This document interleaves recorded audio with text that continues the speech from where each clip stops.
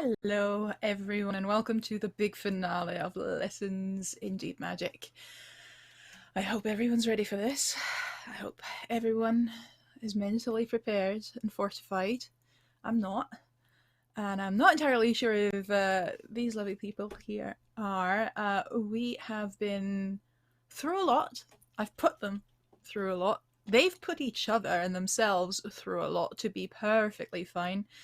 And today this will culminate in, hopefully, all of us finding out what has sent them on their journey through various planes, through various experiences of soul searching and sometimes finding something else.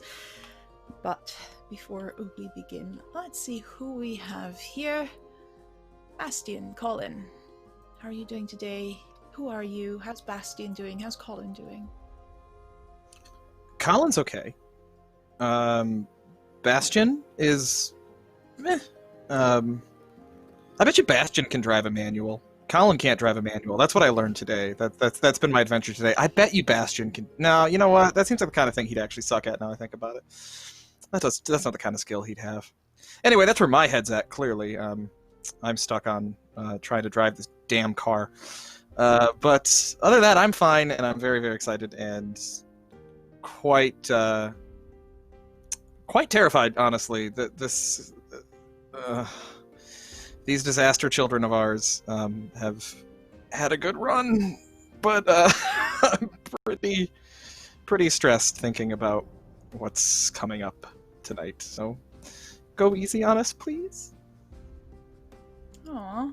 Considering chat on Encounter Roleplay gave me this lovely little autocrit here to use on you. Yes, finally the GM wins one of the polls.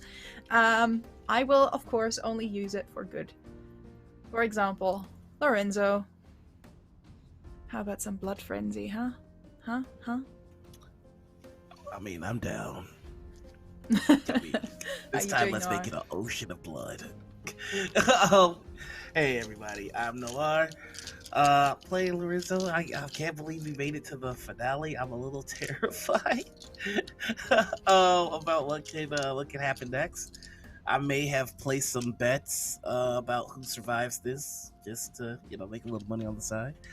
But other than that, yeah, I'm excited. I want to see if Lorenzo gets through this with his newfound family. And Are you as for betting against Noir, yourself, by the way? Because that's cheating. I mean, no, I'm It not. sounds I'm like not something betting you would against do. me. I'm betting for the dice. See, that's how that works.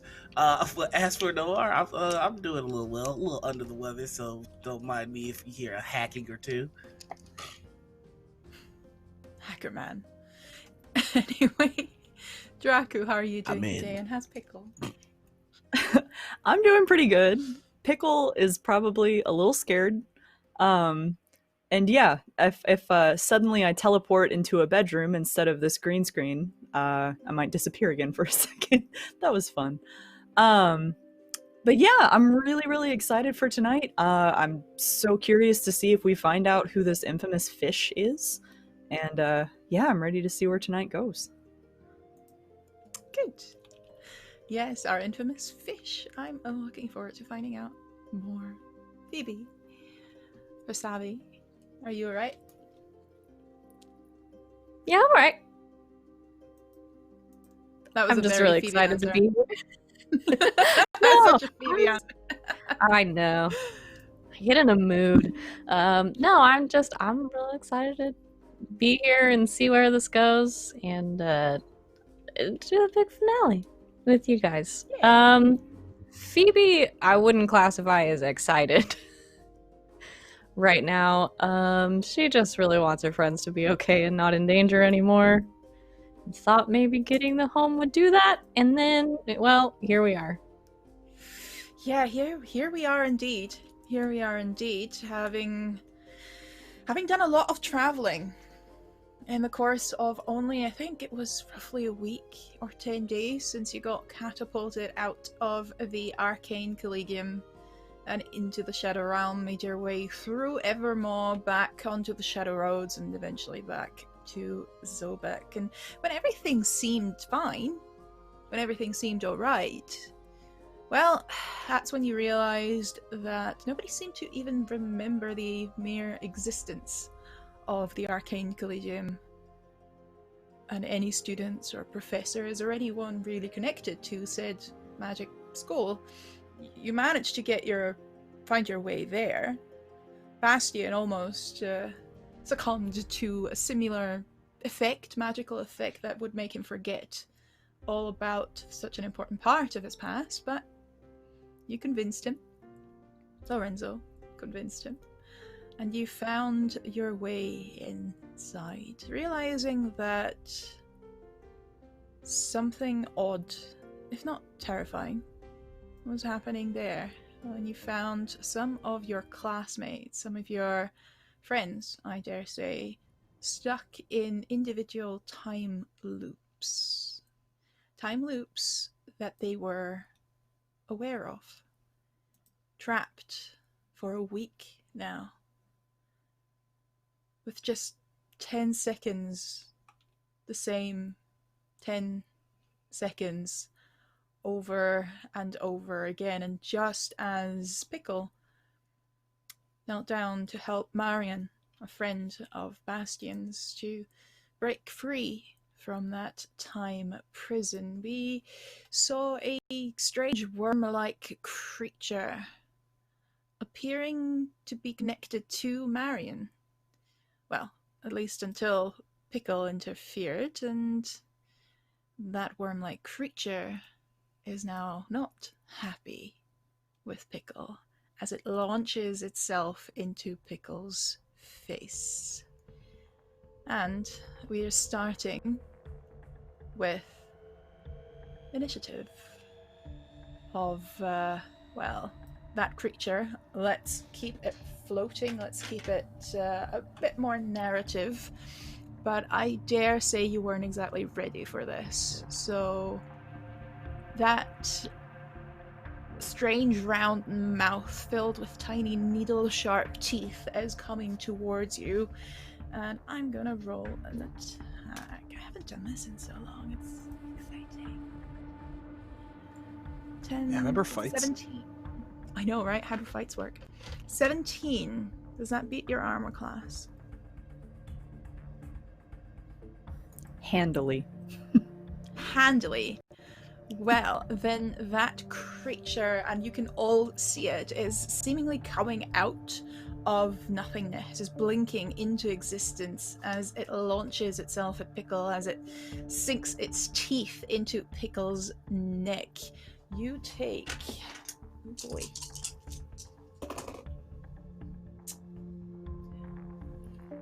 $19 slashing damage. Oh, Jesus. And 14 necrotic damage. You feel your flesh withering under its almost acidic saliva. What do you do? Not too much, except for probably scream out in terror, because she is very bloodied now. And, yeah, so Pickle, I guess, is just going to out of nowhere, it seemed, this big old mouth of needles just launches right at her, so she didn't really have enough time to react. So she kind of yelps a little bit, and, I believe, was it Bastion that was kneeled next to me to help Marion? Yeah. Or was it... Okay. The girl. And she'll just probably squeak out and, like, grab at Bastion's hand, because he's the closest thing to her. And, just... Help! Bastion. All right. Bastion turns, puts his body between the worm and Pickle, tries to pull her away. Yes. Is it latched onto her? It is latched onto her. Okay. Then I do think there's like a reflexive kind of like mom arm thing of him kind of like putting an arm up, like pushing Pickle away while also putting his hand directly on the worm. Mm-hmm. And I'm going to cast Lacerate on it. Oh, wow. So it has to make a Constitution saving throw. 12. Nope, plus 5, That actually is 15. I'm sorry. Oh, bad. Unluck on that. I'm gonna use my reaction. Reroll it. That's even better. All right. So I don't do that. I don't think it's I mean, a half you do, damage you thing. just- Oh, it's half damage. Yeah. It's half damage. Okay, good. So that is going to be 9 slashing damage it takes. That's something. It's not nothing. The wound's opening up. There's a little bit of a purple greenish goo coming out of its body. It smells not great as you try and tear the worm away from Pickle, but it's latched onto her neck. Phoebe or Lorenzo. Hold on, who's I'm not done. Oh, I'm not done. I have a bonus action. You're not ready for this because this is the season finale are you of gonna Lessons do of the Deep blood Magic. thing? But on the last episode of Lessons of Deep Magic, I'm finally going to give someone Bardic Inspiration. Yay! He knows how to play a bard eventually. This is about as quickly as I learned how to drive a manual too, so you see how well this is going. So that's I'm gonna give I got Pickle right in front of me and she's scared, so Bastion places his hand on the worm, cast a weakened version of the spell. His focus is just a little bit off and he doesn't quite get purchase with it, but as he does, he turns back to Pickle and says, "You're going to be fine. We're gonna get it off you. You're going to be fine," and gives you a d6 of inspiration. Very reassuring words. Yeah, it's a d6. Lorenzo or Phoebe, who is rushing over next? I know I was close by because me and Pickle were talking about what was happening. So if Bastion is trying to deal with the worm, I just want to like grab Pickle from behind and I want to cast a Cure Wounds. We'll do a second level, maybe. So you're going to heal. Oh, I rolled really good. 17. Nice.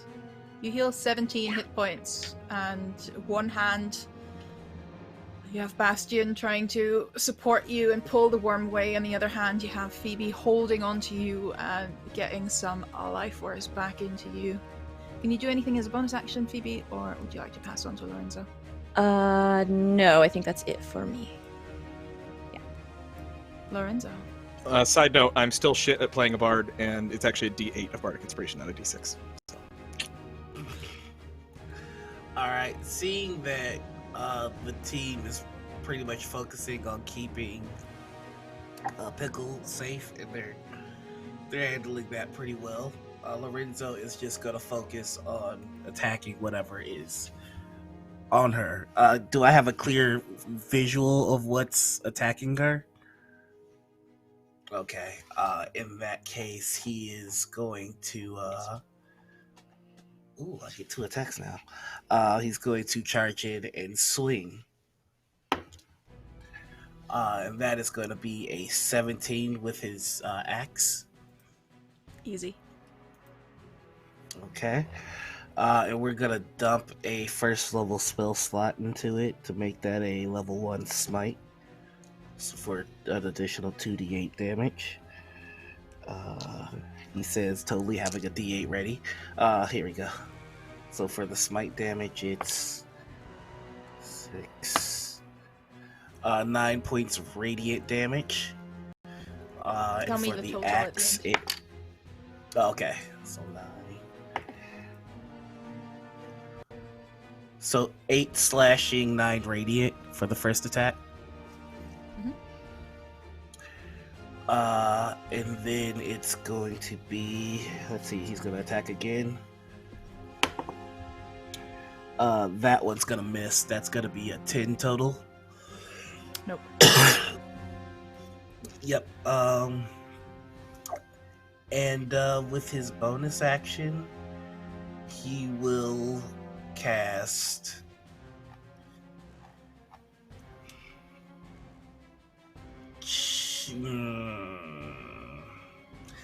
No, he's not. He's just gonna wait and see what happens next. He's just gonna try and make sure he's getting this thing's attention and wait for the next attack.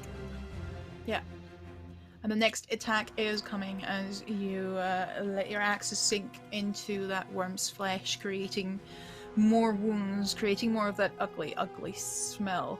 You, Pickle, feel the bite pumping something into your veins, into your bloodstream. It's numbing, but not enough to make the pain completely go away. And instead of a damaging bite, I need you to roll me a d6.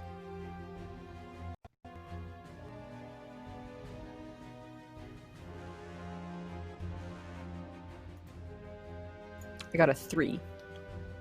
You got a 3.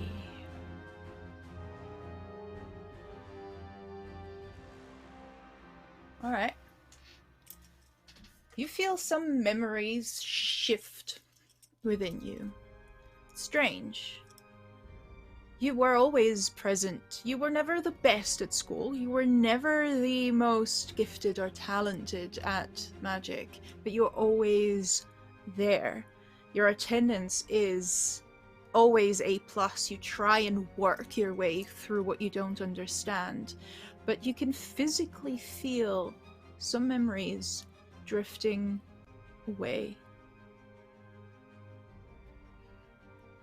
You feel like you lose lessons, you lose information. You lose 2 Arcana, but you gain 2 Insight. You can feel what's happening here, and you can see it clearly before you. It's this worm eating away at you, and what makes you, you. And you can react to it if you want.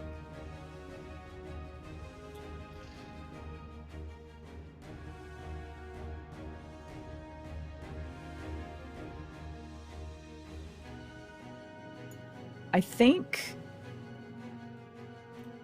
Pickle is,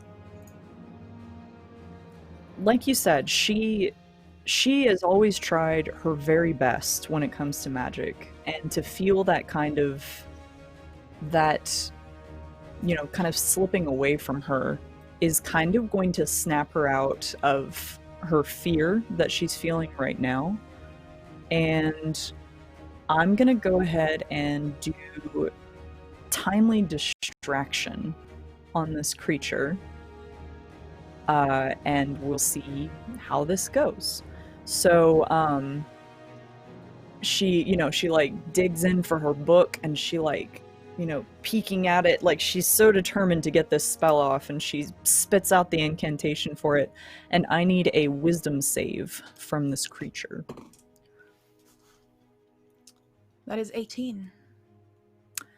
Well, it passes then, so Make him do it again. I'll use a reaction. Yeah. Ooh, that might still be good. That is 16. That still passes. Why do I bother I'm with this fucking sorry. spell? Could I also use a reaction while I'm trying to make this happen? Or okay, then I'll react with ill-fated word. Counter spell. Yeah. And it's, let's see, it's roll a d4 and subtract the number rolled from the attack roll that just was made. It's an attack roll, but I like the idea. I'm gonna let you do it. Oh, okay. Well, attack, ability check, or saving throw. Oh, okay. Roll. Then roll me okay. that d4 and tell Okay. me how much to subtract from 16. Ooh, you're taking off 4, which means So I do 12. get that spell off. So that is timely distraction. You call forth a swirling, crackling wave of constantly shifting pops, flashes, and windswept debris. This chaos can confound one creature. If the target fails on the wisdom saving throw, roll a d4 and affect the following results. The creature is now prone. The That affected means creature can we're- repeat the saving throw at the end of each of its turns. The worm actually lets go of you as those strange colors seemingly coming from within you with sound effects, and it's almost like that magic you saw when you were with Fish for just a little moment, it screams from within you and it blasts the worm to the ground. It lies writhing and screeching. Who are you passing it to? I'll go ahead and throw it back to Bastion. So as she kind of like, Bastion, you've got it! And she like kind of stumbles backwards to get out of reach of whatever this thing is.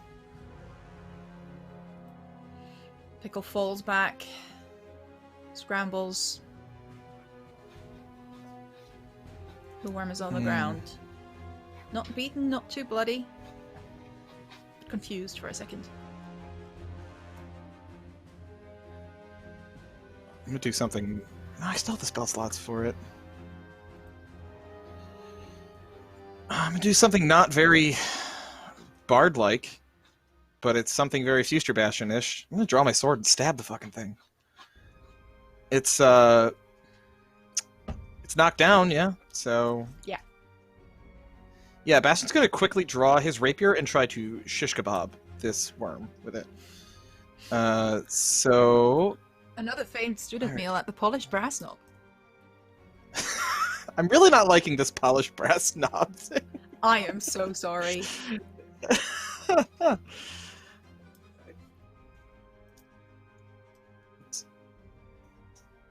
Okay, that is going to be a 16 to hit. Yes. Yes. Slice it real Okay. good. You can hear my cat making herself at home in the background. That is 8 piercing damage. 8 piercing damage takes it You can fight a down worm. further. You slice off a little piece of the tail. It screeches. I'm not going to do it, but it screeches and tries to find its way up. Who are you trying to help? Trying to get you to help it keep it down. Now that I have it seemingly sort of pinned with the sword, that seems like a great opportunity for Lorenzo to do his business. So Bastion shouts, Enzo, finish it now! As soon as Bastion says that, both axe heads start to crackle with electricity, and he jumps in the air, kind of showing out a little bit, just jumping over Bastion, and he goes, "Nice strike, but work on your footing." And right when he's going to use his Storm Strike ability to slam the axe into this creature, dealing it 2d10 plus my paladin level worth of electricity damage. It does need to make a dexterity save. Keep I'm laughing, gonna say it Chuckles. I'm does going to that- make you dance for me. What was that? Oh, I don't have know. to roll the Would you like to attack shit as well. talk each other a little bit? Oh, Carry okay.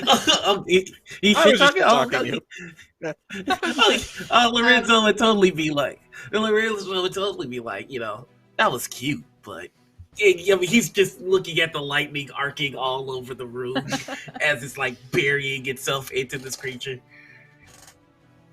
I rolled a disadvantage because Bastion is still holding it on the ground, but I still rolled a 14. Does that beat your save? It does not. Sweet. Then fry the So worm. I am going to roll. I am going to also pump a smite into that as well. So I'll give you all the damage here. This 5. So that's 8 slashing. And I'm just saying this out loud for myself. I'll write it up as well. Okay, thank you. 8 slashing. 15 radiant.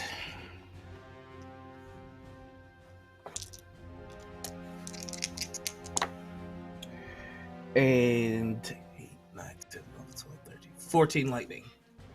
Ooh.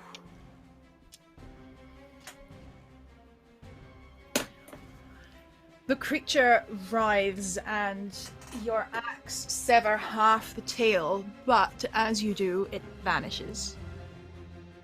Seemingly back from where it first attacked. It's quiet for a moment. Then you That hear the wasn't me. I didn't make him screeching go away. from behind you, Lorenzo. As you turn around to see where the screeching is coming from, it launches itself at you. I'm assuming a 21 hits you. Just misses. No, of course, yeah, that hits. It misses. It's weird. And I think you're right. And you too feel its bite in your in this case in your side. 5 19 slashing damage and 7 necrotic damage. Phoebe, you see this happening. Just finish healing Pickle. How do you react? Goodness. I'm going to turn towards Lorenzo and say, hold still, and then hold out a hand that direction and fire off a sort of moonlit blue guiding bolt and try to knock it off of him. Yeah. For which I roll a 21 to hit. Oh yeah. Alright.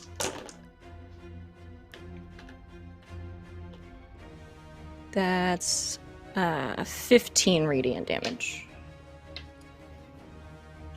Still standing. And the light is encompassing it, is turning it into a shiny, gooey, wormy beacon. Are you doing anything else? No, that's it. Someone should hit it before it stops glowing. Alright, the two people at the moment who have their weapons out are Bastian and Lorenzo, and you wouldn't know that you profit from this particular spell. I'm gonna say Bastian I go seems right, to you be go more left. likely candidate, but you make it up amongst yourselves. I want to look to Lorenzo and to be like, together? Sword? Together. He just kind of Like back it. to backs with you together. Both of you Charge take at this advantage. thing. I like it. Fuck yeah. Alright. Charge down. Oh, and as I turn to Lorenzo and say together, That that's fucking also me 20! giving him. Okay, well you don't need the bardic inspiration I'm giving you, but hold on to it just in case. Take that Okay. D8, baby. While I roll a 16. Oh, that's eh. a cool one. I mean, it's cool. That It's is cool. what- I mean, yeah. You both hit, obviously. Lorenzo does. Lorenzo's Describe like to me doing a what full that on looks flourish. Yeah. Ooh, I did roll max on my damage die though, so that feels good. Okay, I haven't done damage yet, but I think they would be charging at the wait. same time. You gave me an advantage, didn't you? Who? Oh, well, hold I on a didn't. second. Me, yes. Yeah, with guiding bolt you get Oh, advantage. okay. Better. It still hits, but I was just seeing if I got the nat 20. I was just curious. It would have been No, I didn't. a double 20 would have been pretty fucking sweet, yeah. Yeah, Bastian, give me the well. damage first, and then Lorenzo, as Lorenzo does a little bit more flourishing. Just, you know. Yeah, you know, Bastion's more clinical about this. He's a professional. Show. That is going to be, that is 11 piercing. 11 piercing. And Lorenzo? Lorenzo is going to do. Let's see.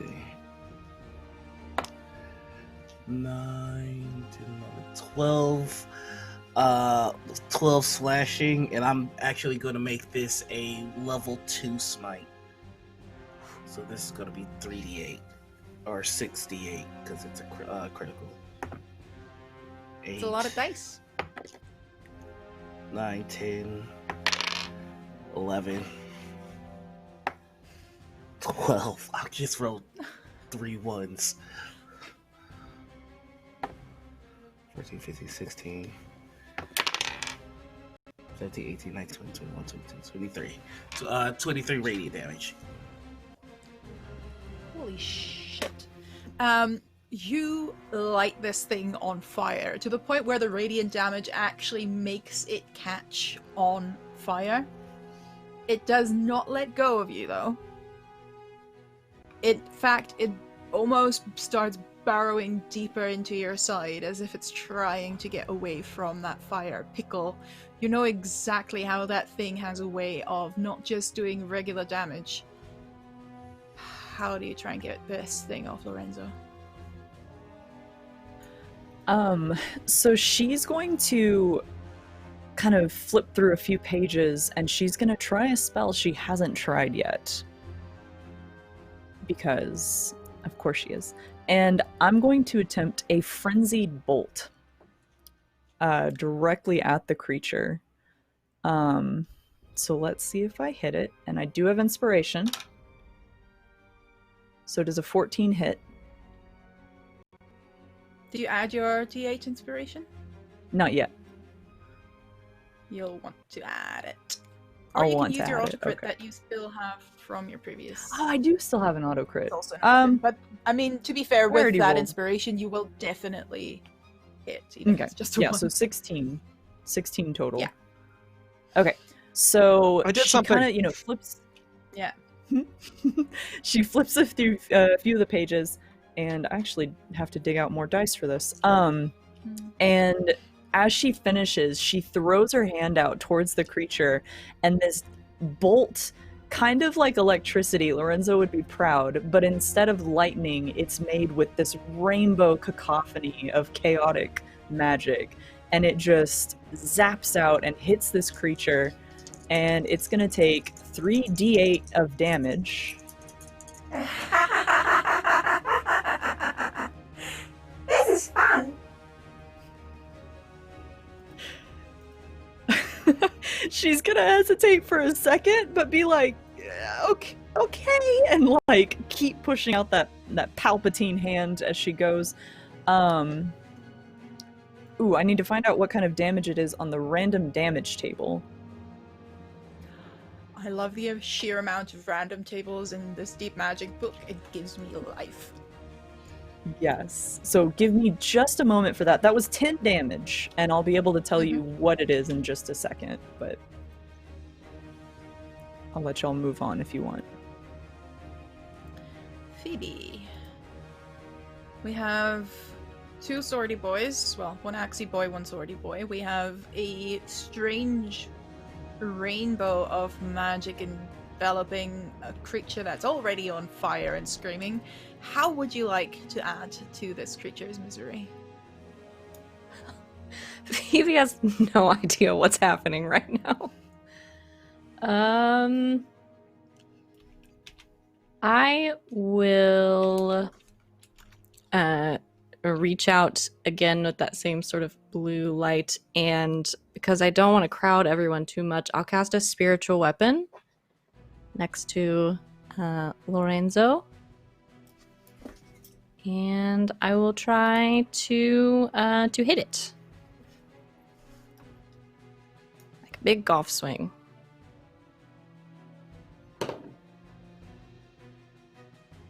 That's a 23 to hit. Yeah. I get... Ooh, that's gonna be max damage. 12 force damage. 12 force damage. You roll swing your mace at this thing, this being, and you manage to almost knock off half of its legs from one side as it twists just to the side. You were aiming for its full body, but you scrape past it, and some of those little pincer legs just go flying. Pickle has to duck out of the way, breaking that frenzied bolt for a second to get out of those legs' trajectory, and it bites down harder. Lorenzo, roll me a d6.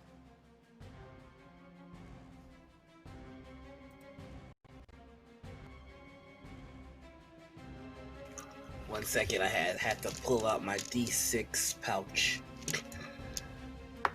I got a 2. You got a 2. Mm-hmm. You feel slow and sluggish. And you all see in front of you Lorenzo's white and black speckled hair growing whiter and whiter. His beautiful vampiric face growing older and older. Who wants to react at first? So, I would. before anybody else, Go. spiritual weapon was my bonus action, so can I also, sick of this, just run up and try to like shoulder my way in and hit it with my actual mace? Sure. I didn't realize that was the Oh, that's fine. stuff. Go for it. Well, that dice is gone to the floor. Fell into shadow. That's an 18 Mm-hmm. It hits. for, well, for minimum damage. So I'm doing both. 3 bludgeoning damage. So Phoebe is now also next to you, Lorenzo, as is Bastian. How are you reacting to that sudden change deep within? Yeah, I feel this thing taking my life force kind of deal, and he just goes, "If you want it, take it." And he's going to cast Thunderwave. And I am going to need this creature to make me a Constitution saving throw. What's the radius on Is that? it just this again? creature? It is a 15-foot cube originating from me. So I'm Phoebe trying to point and- it out. Oh. They're literally, yeah. the worm is on you, and Phoebe and Bastian are Mhm. both in melee range. You will hit them both. Damn. That being said, there's a good chance you'll fry that thing with a thunder wave. The last thing he wants to do is to hurt his friends. So. Okay, so I just want to make sure I get the visual right. This is like, do I have like an arm of a greater worm on me, or is this just a worm all its own? It's a worm on its own. Okay. Purple thing with a huge round mouth and lots of little centipede-y pincer legs. Shite. Yeah, he's not gonna do that. He doesn't want to hurt his friends. Shite. In that case, he will cast Gust of Wind instead? That was the backup plan. Sorry, I forgot. I didn't realize how close everybody was. Yeah, he's. I'll need this thing to make a strength saving throw instead. So he's just, All right. if you want it, take it, and just a gale of wind comes out of his hands as he pushes this thing away from him. And the thing rolls a natural 1 and is flying backwards. Yeah, it gets pushed 15 feet away from him in a direct line. You see it toppling over, rolling up into a little round centipede-ish form, half its tail already missing. Tries to come back up, tries to get back up, is disoriented. Yeah, I'd imagine with that he would kind of buckle to his knee and go, "Bastion, finish it." Finish him, and so I shall. Bastion just trots over to the thing and attempts to with the rapier. Okay. He rolls an 18 on the die. Nice. So that is going to be 10 piercing damage. Would you like to say something heroic as you actually shish kebab this thing this time around. Looks like meat's back on the menu.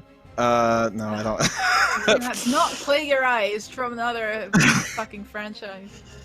I have so many questions about that line. No, I think Lorenzo tells him to take care of it, and Bastion walks over, just trots over to the thing, takes the rapier, and without ceremony, spears it. This is not unlike the way he killed Lorenzo in the future. He spears it, wipes the blood off on his jacket, and resheaths his rapier. Done. Are we all right? Your form's getting better. He starts to stand up. And you look terrible.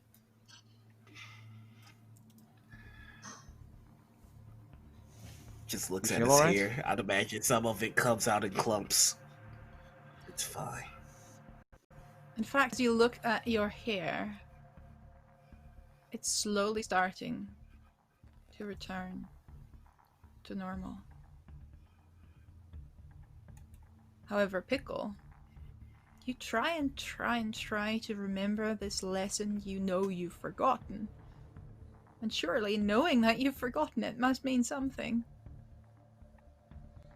It's not coming back right now.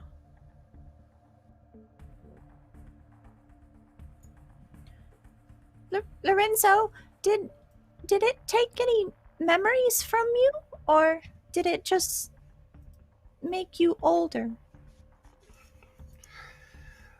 It made me older.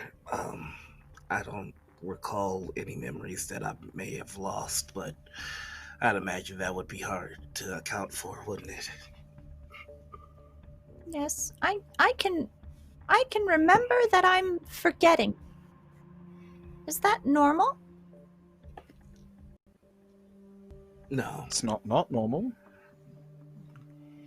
You know, the feeling you've forgotten something. It's not uncommon.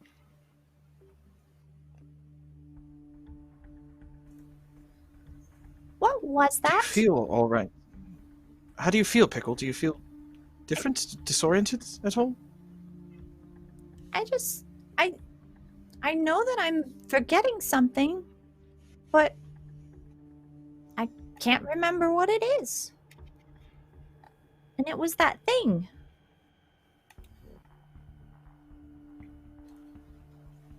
I don't know what that was. But as long as you're otherwise unhurt.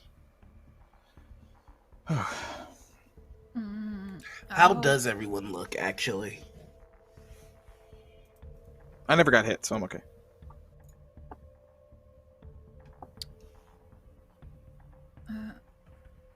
What's happening? Oh, Marion? Right. Is that you? Marion! Yes! Hi? Pickle? Hi, it's Bastion! What?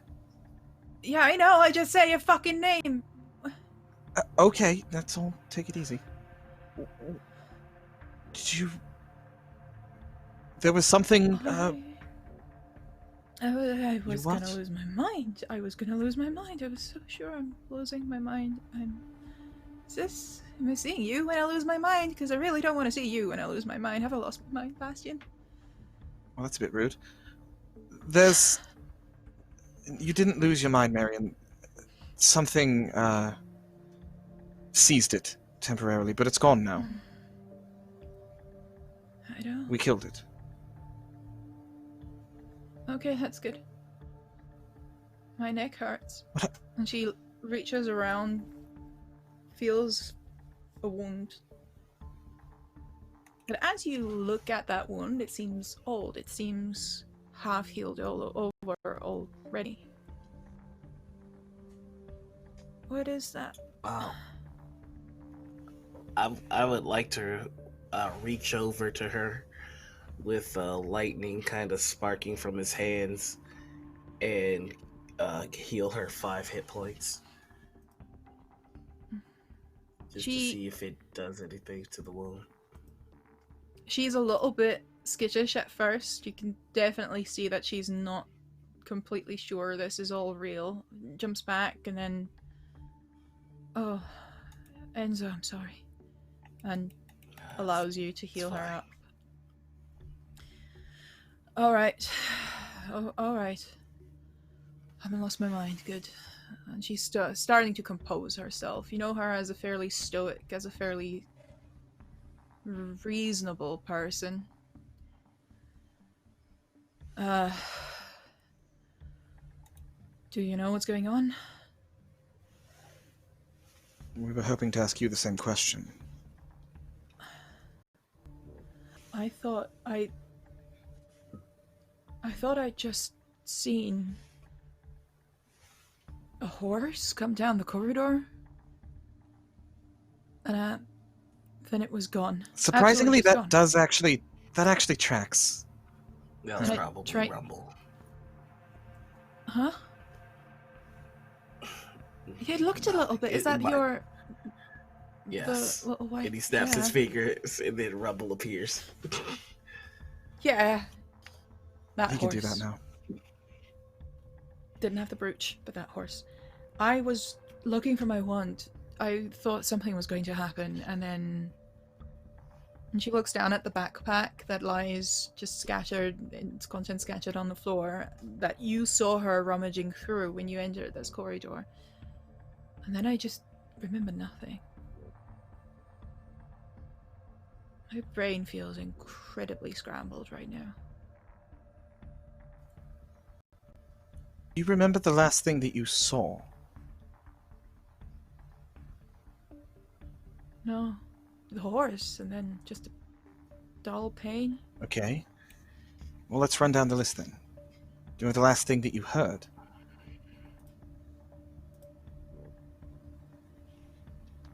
My sister's voice.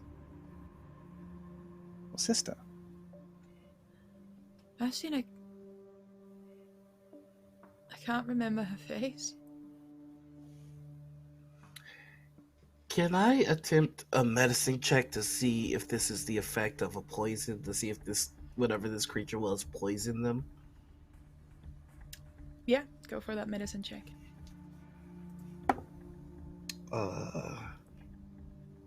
19 total.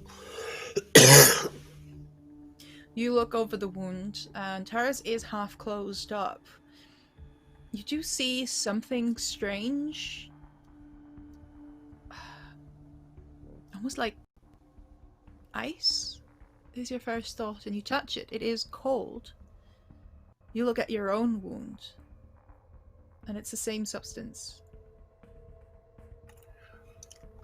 I would like to do another lay on hands, but this one is 5 points specifically to remove disease or poison. To see if that helps her. You heal her up for another 5.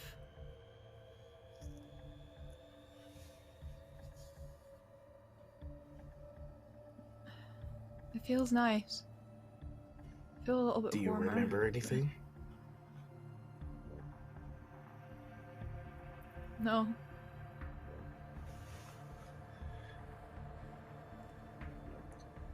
Marion, you said you can't remember your sister's face? Feels like there's a holes in my mind, in my life. Oh dear. How did you get me out of this? How did you...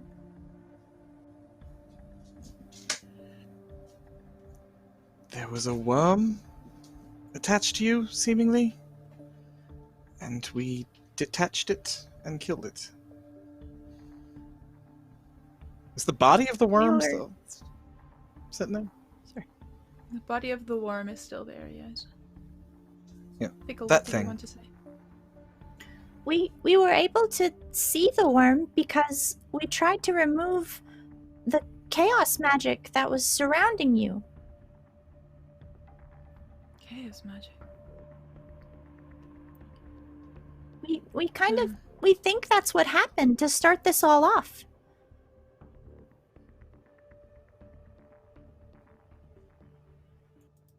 I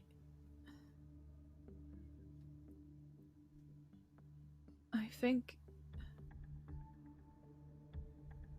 heard about his magic. Her mind is drifting away and her eyes are half glazing over.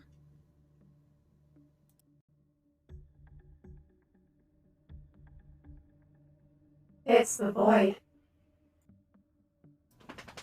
And you hear the voice of Fish. It's calling her. Is it just Pickle or does everyone? Just you. Fish says that the void is calling her. Phoebe, is there something you can do?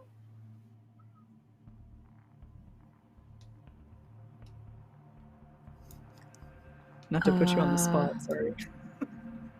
No, you're good. I don't know.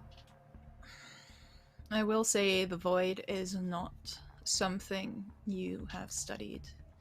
Pickle, the void, sometimes also called the astral sea, is a space in between the planes. Space in between the outer planes. The wind in Yggdrasil's branches is what others call it, slightly more poetically so. You have heard about it. You've heard about how it's hard to get there. How some heroes have done it.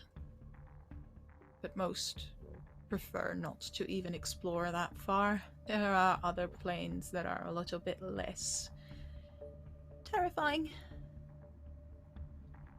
Occasionally people end up there by accident. It's a vast sea of debris, planets, creatures that sail through endless nothingness.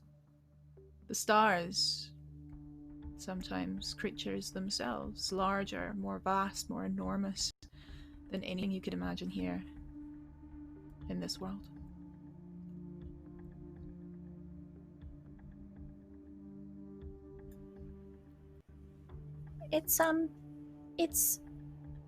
I know it's also called the astral sea. It's calling to her. It's the world between worlds. This is just Fish is saying this. And Fish, I think, would know, because I called Fish out of the void, so... Fish, is it the same void?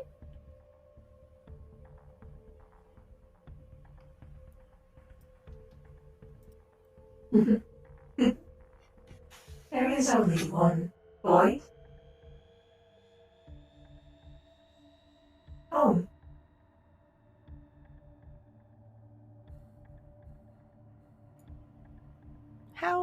How do we keep her from going to the void? She's not going to the void. She will hear it call.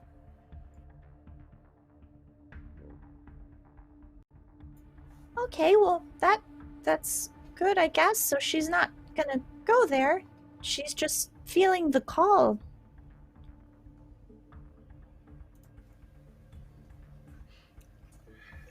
Is the void the method that we used to travel at the beginning of all this?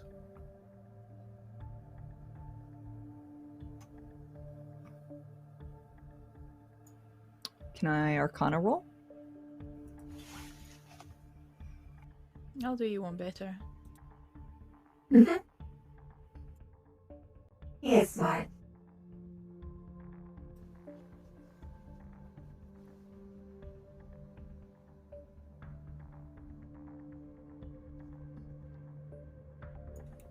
So we heard the call ourselves. We're pulled away. And that's probably where you picked up your friend. I think Becoming we very have to go impatient back. with you. Aren't you? I'm growing increasingly impatient with this voice in your head, Pickle. This fish is being very coy. Now tell me, fish, do you know what these creatures are? Please, at least start with that. What are these worms that are attacking our friends? Bastion is angry with me.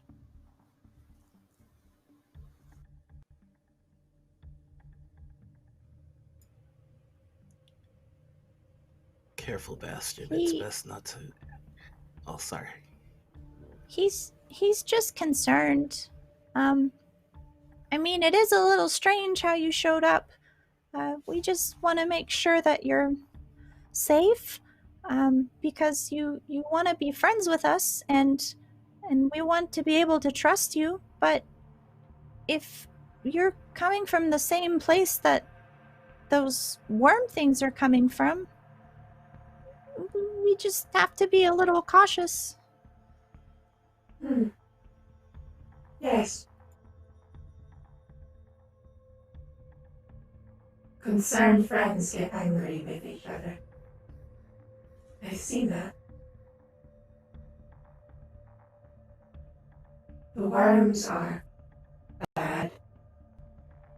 Small. They're nothing, really. So they want to be something. They eat and eat and eat. They eat fate itself. Always hungry. Always greedy. They travel. With friends. They have friends too.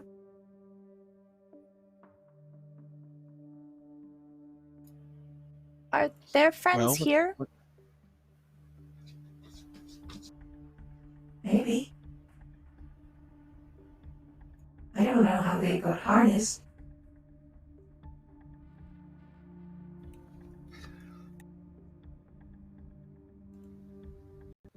Anything useful, Pickle?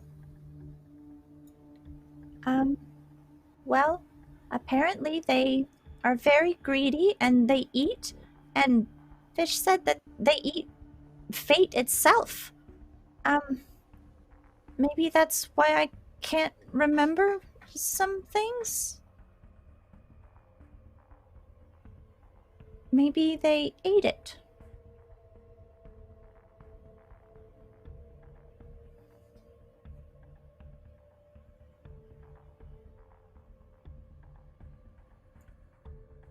Thank you, fish. I think. Thank you, fish.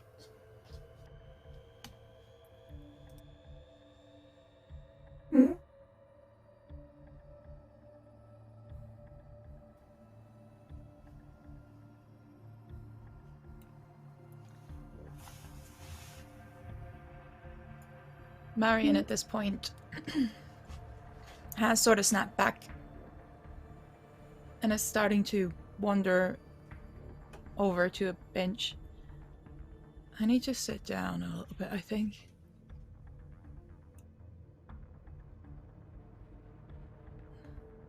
I'll be right there.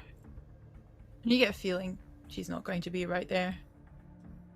But it's maybe better that way.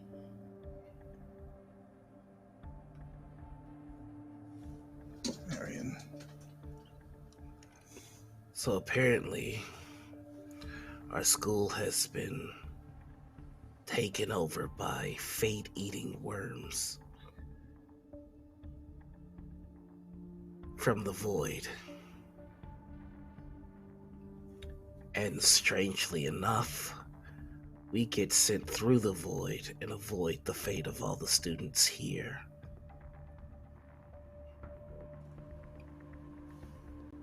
Maybe it's fate Random fighting chance? back. Not a Yes, that's on chance. random chance, or perhaps we are somehow children of fate itself.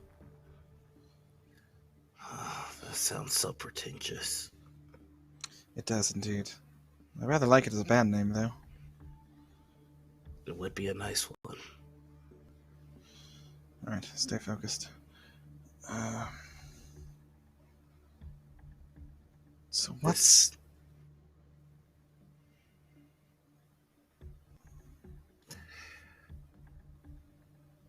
The worms are clearly the symptom, not the disease. I think we got close to the disease, and that's what sent us away. Maybe we weren't ready then. I pray we're ready now.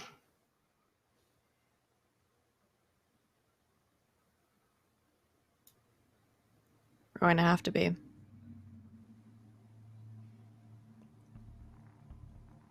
What are we going to do?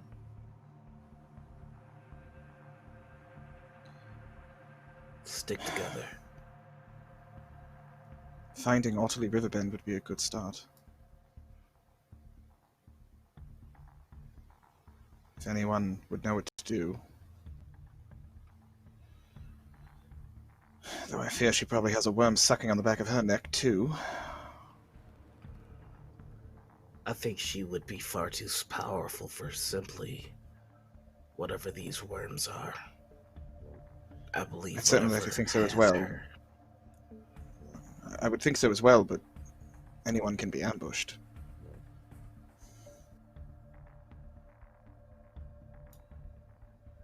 Well, we know what to do this time.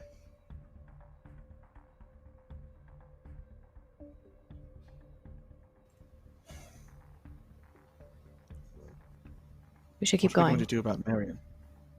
We should, but I'm worried about Marion.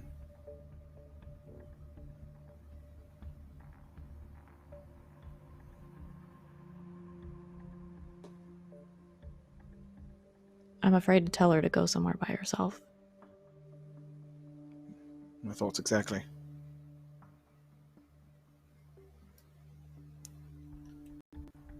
Should we escort her back to town? I don't know that I can in good conscience leave everyone here, but if we decide that's the wisest decision, I will support it. Can It Rumble would take also her? provide us Could Rumble take her? Rumble. He just looks over to Rumble. Who was there the whole time? Yep. Um, You I'm know sorry, what? I guess I Rumble- should ask you, Rumble. Rumble What do you think, Rumble? As you say that to Rumble, I fucking hate that you make me do horse noises. As you say that to Rumble, he trots it over to Marion on the bench and becomes emotional support Rumble by nuzzling up to her a little bit. And she starts petting him absentmindedly. Rumble That's would something. like to go to town. He hasn't had apples in a while, but he's afraid to go by himself. Would you escort him to town? Yeah, I should be able to do that. Hop on. He knows the way. And she turns around to you, Lorenzo. For a moment, you see the old Marion shining through. Who knows exactly that she's not the one doing the protecting here. But she's grateful for it nonetheless. Nods at you. Nods at the rest of the group with a sad smile towards Bastion. We'll catch up after, yeah? Yeah. Of course, Marion.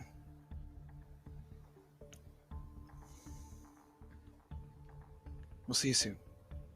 Stay safe. Take good Don't do anything take good care of stupid. Rumble. I will. He likes carrots too. Thanks. Thanks, Pickle. And she makes her way down the corridor and out. With Rumble.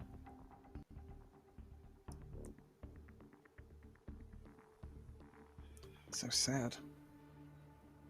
This is She'll going be to okay. be It's not that hard. far. Yeah. Are you all okay? Is anyone still hurt? You I'm see still just sore. a deep gash in Lorenzo's side. The bite mark on Pickle's neck is still bleeding a little bit. Does Lorenzo bleed? Yes, but it is kind of a thick black ichor, which is why he generally tries to cover it up. It's unsightly. Let me It's help. like dead blood. Gross. Stand still. And then I cast a Cure Wounds. What have I got? Is it really bad? We'll and do while it. you're healing him. Oh, go ahead. I was just gonna say a 3rd level. That's And while you're healing him, he's gonna put a hand on Pickle. And Pickle, you're gonna get back 20 HP. It's just like us. Just a bolt of lightning comes out of nowhere. It hits you, and it feels real nice. For a moment, you see Pickle poof up as all her fur is getting static. Sorry about that. That's lovely. That's okay. Lorenzo, you get 21. Oh, thank God. Okay, thank It's you. just kind of a chill.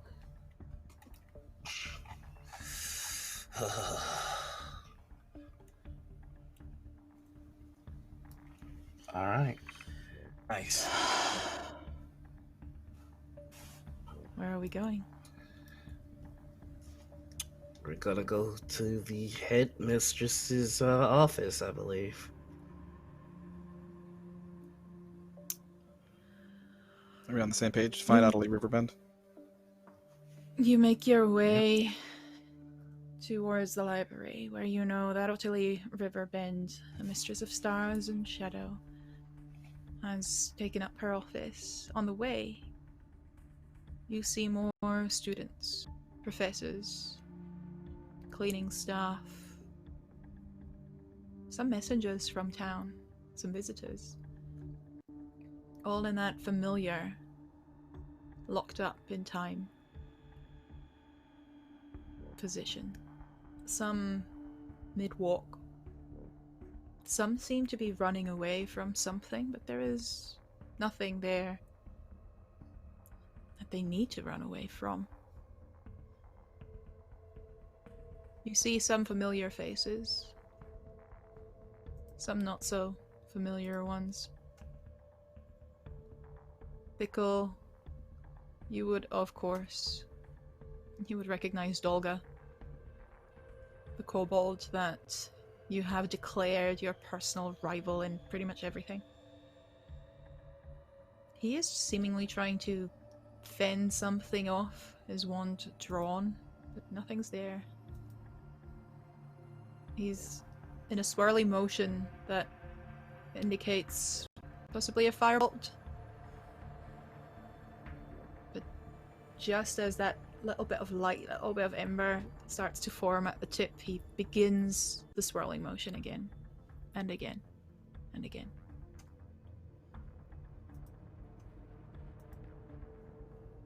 You see fellow students, fellow professors,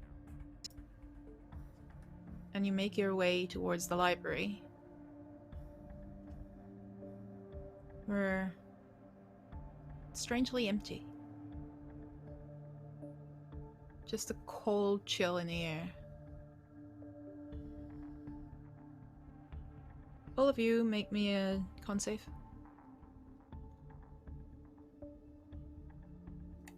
And I'm gonna need all of you to make sure that you add +4 to your con save because we're all standing next to each other.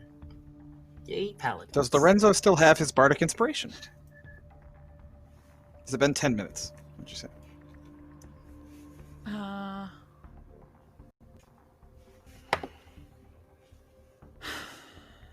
Sure. Right now he still has it.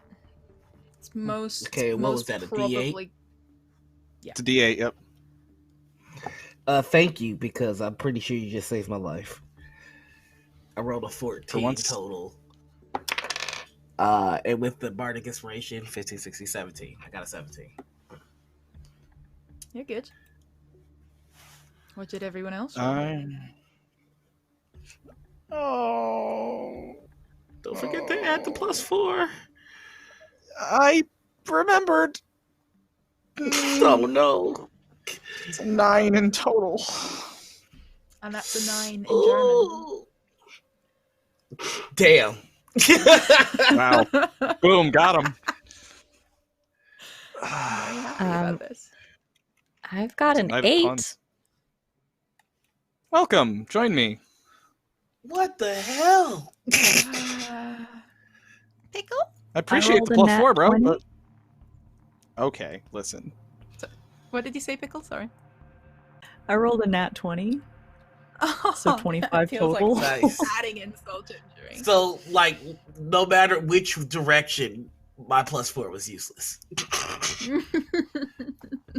Don't you Yeah, feel that's it? actually tracks. Phoebe, you do have your advantage. Phoebe, you do Don't have forget you your got your natural, your crit. Oh, that's if right. you want to use it, you're welcome to. I don't have that, but what I do have is inspiration you just gave me for making a fucking koi pun. So, That's true. I gave you coin inspiration. yep. I mean, hey, if ever Are there you was a using that time. advantage? And Phoebe, are you using Yeah. yours? Your auto crit? Yeah. Yeah, I'll go ahead You and don't use my have crit. to. There will be other occasions, but up to you. I'm sure. Using it. Do it. I'm gonna use Roll the I'm gonna use my crit. I rolled a I don't natural want whatever 20. this is. Crit club! All right. Nice. Okay. I cheated, but Okay. still. So, you're heading into the library, and Lorenzo feels that icy coldness that is very, very similar to the icy coldness that he felt on the wounds. Pickle, you don't feel anything. You don't feel cold at all. And Bastian, just as you start to shiver a little bit, Pickle bumps into you. Friend, And you hear a voice in your head. Familiar voice. And that spell was used on you when that chaos magic was taken from you. By Pickle, by Fish, it's hard to tell. But that connection is briefly there. And spreads through your body. Like a warm wave. Phoebe? You feel that cold, and you take a few steps, feeling yourself slowing down, feeling yourself getting lethargic. When you feel a hand on your shoulder. It's not a warm touch, but the cold is different, familiar. And you turn around and see a woman with long white hair, and black eyes with swirling stars within. And then that vision is gone.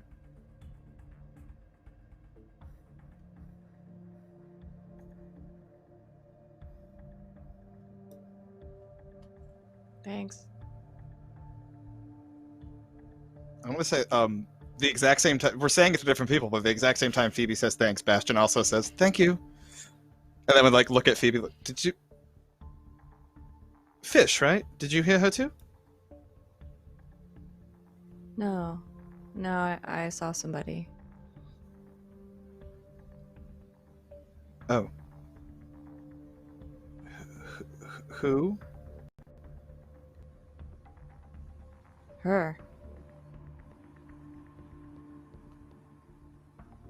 Capital H, her?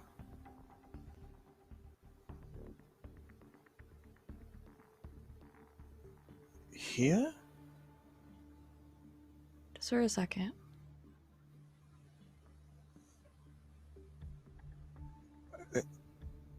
That doesn't... Why would she...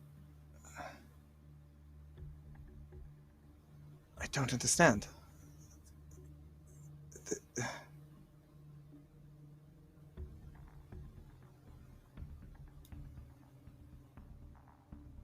Something bad was going to happen to me.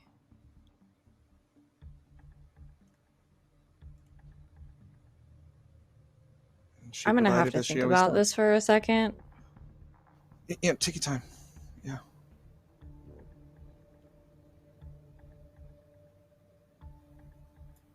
Pickle just kind of like pats you on the hand as y'all are continuing forward.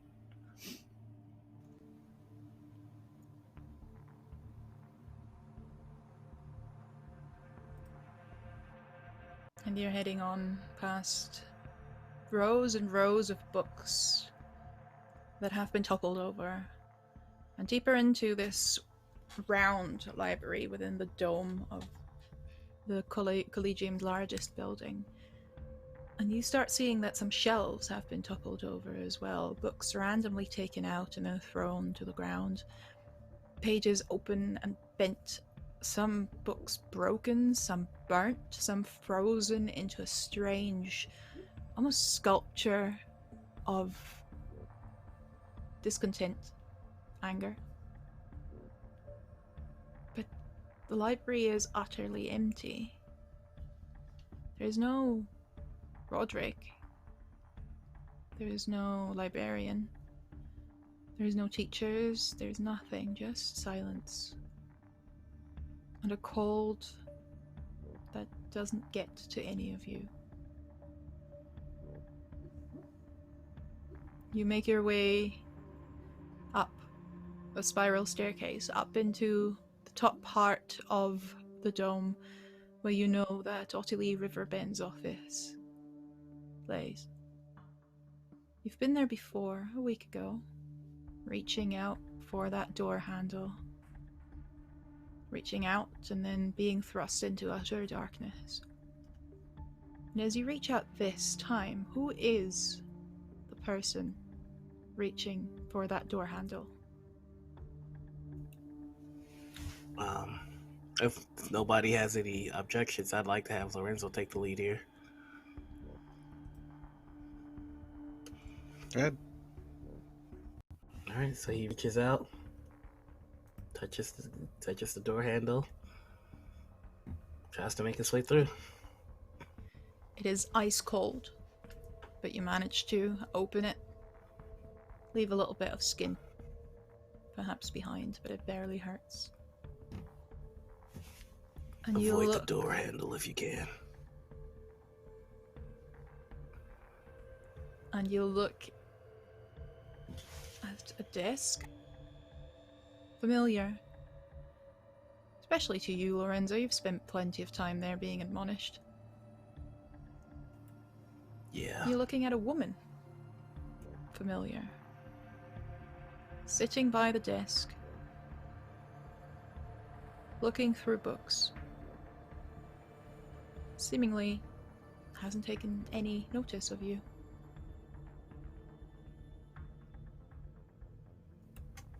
Does she appear to be in the loop? It's hard to tell from there.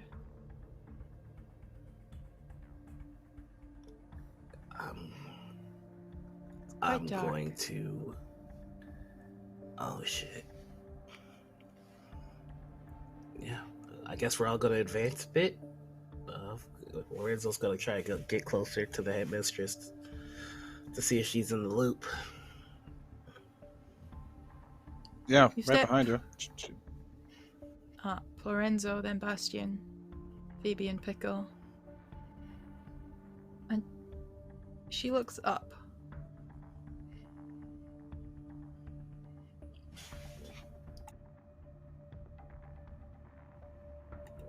Ah. I did not expect that. Her voice Headmistress. is her own, but there's something else. Something else. Lorenzo. Always the troublemaker.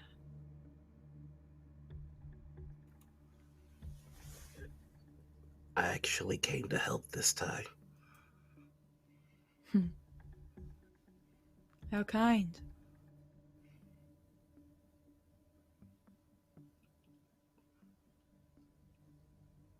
Can you help us stop this?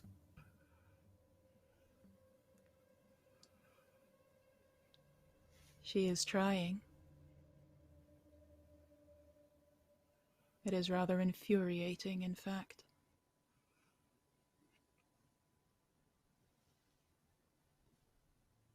Bastian, Madam? you're still alive. I'm surprised. Thought you'd be one of the first to die. I had thought you had slightly more confidence in me than that, madam. She doesn't. She doesn't.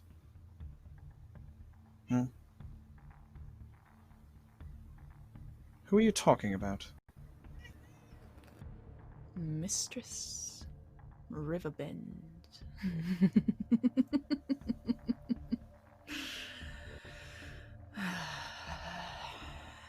I will tear her apart soon enough. To whom do I have the pleasure of speaking? What name shall I take here in this realm? I've been called the Wanderer. I've been called Death. I've been called he who descends from the sky to devour.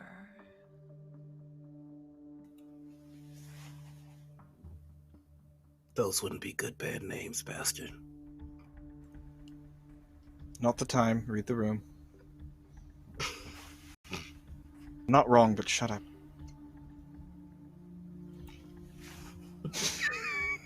Love you, Enzo. Fuck off!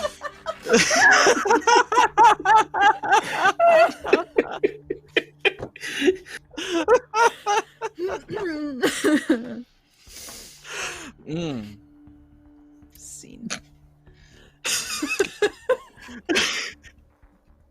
Done. Watch this pivot, fam. Here we go.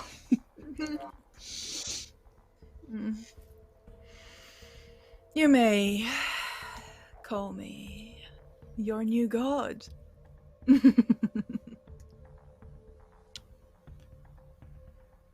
Not in the market for one, actually. No, thank you. I wasn't offering. Phoebe, you know what gods are like, don't you?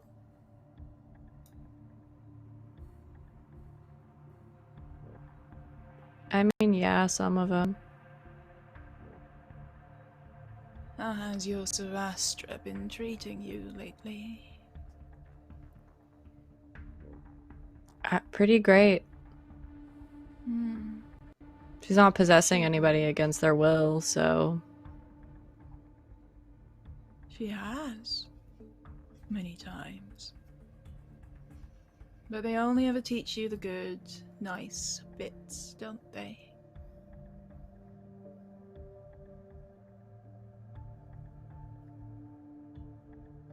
She too has I don't many think that's the case names. at all. Her names aren't always kind. She isn't always kind. She gives you power, does she not? I could give you power.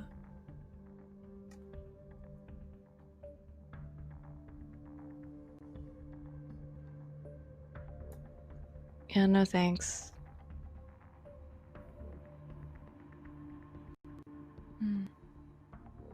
This time I was offering. And pickled fish. Strange one.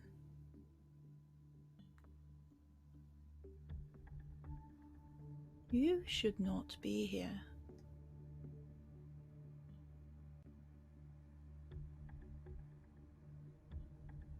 Well, you shouldn't be here either, so Oh, I wasn't talking to you, little rat girl. oh. It doesn't change the fact that you shouldn't be here in Miss Riverbend's body.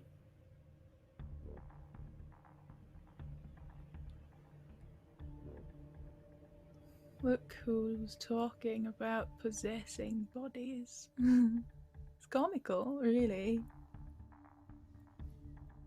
Wouldn't you like to be freed of your parasite?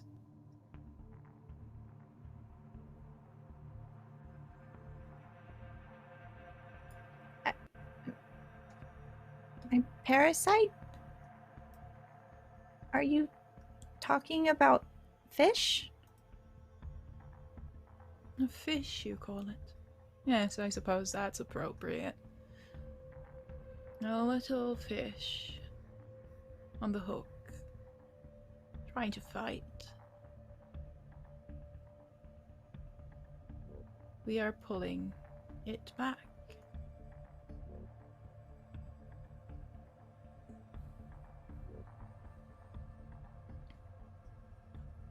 Give her to me. I might let you go. And she kind of like backsteps just a little bit. I don't think I want to do that.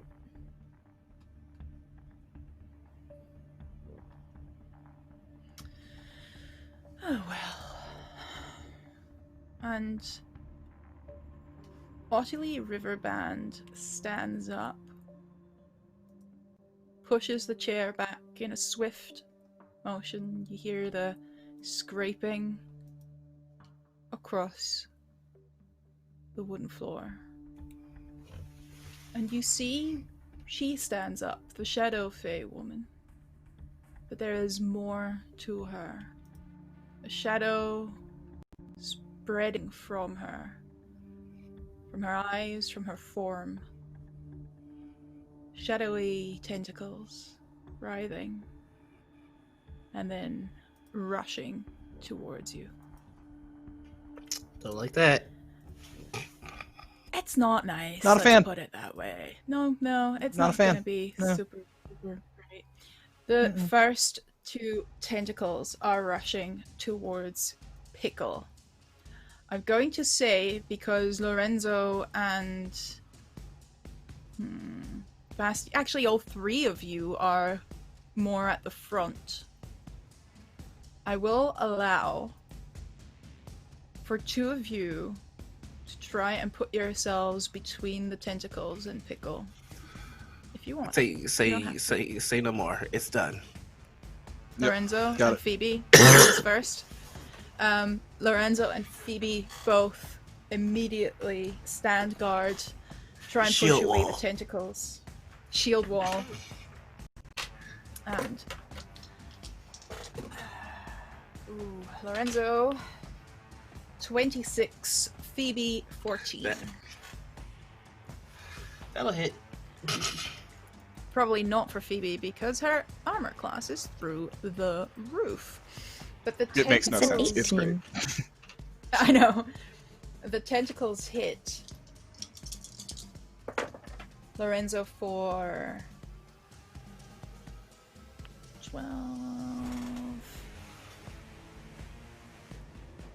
14. For 14 damage.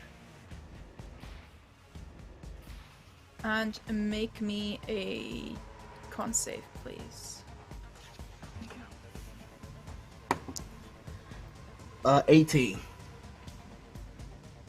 You feel the tentacles slap at you, and there is a similar cold sensation that you had before, but it doesn't, in this case, hold on to you. You manage to evade whatever effect, whatever strange effect this creature brings with it. Phoebe, Gotcha. you push the thing away. Are you carrying your shield? Oh yeah. Oh yeah, then you punch it or push it away with your shield. I'll say, Bastion, you get the first turn because these two are busy intercepting Pickle's attacker. First things first. Don't listen to it, Pickle. You'll be fine. Take your inspiration. Hey, I can do it. That's... So proud. How many do I have left? You should be, man. This is a big step forward for me. All right, so I have one of those left. Keeping track of So it? that's Not so much. Not so great, but D8 of inspiration for you. And then I'm going to cast Agonizing Mark on Madam Riverbend. So there's no save or anything here. Just there is a ray of black energy. This is the spell that I accidentally used at the Bard battle. When Pickle fucked me up and I cast the wrong spell. So a sudden burst of black energy pours out of Bastion's mouth a la Imhotep and remains kind of hovering around her in sort of this black cloud above her head. And this won't have any effect now, but if I hit her afterward, it will. So beyond that, I think... So I have the bonus action. That was my action to cast that spell. And then I think... Bastion's just going to stand by with his rapier drawn and ready, and in combat position. And that's all for me. Pickle. Lorenzo and Phoebe are now right in front of you, blocking your view towards Ottilie with their shield, with their weapons. What do you do?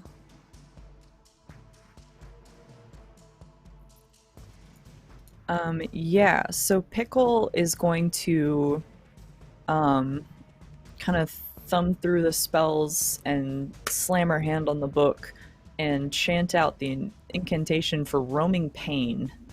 And she's targeting this creature that's inside Riverbend.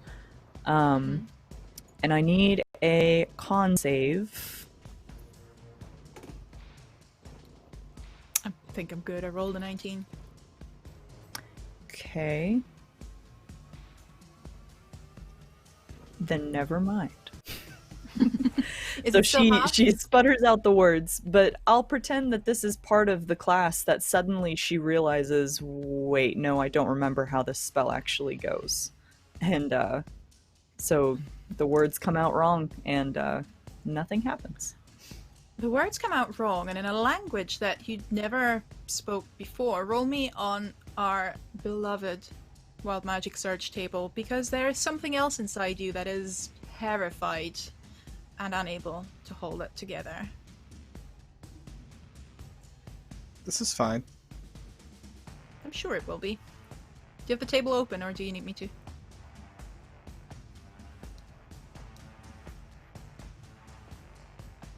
That is a 65. Oh, you need me to. I didn't have it open. Yeah, I can pull it up too.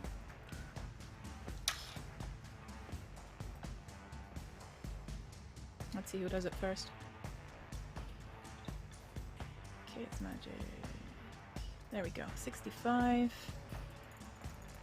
You gain advantage on your next attack roll, ability check, or saving throw within the next 24 hours. So as you feel fish within you trying to almost retreat more and more into whatever depths of your being that makes it more hidden from this creature, you feel that warmth again that you felt earlier when fish helped you against the cold. And you feel a little bit better, a little bit more optimistic about the fight at hand. So you have advantage on whatever you do next. That being said, the creature that is next is it again. Looking at you, Phoebe, and you, Lorenzo.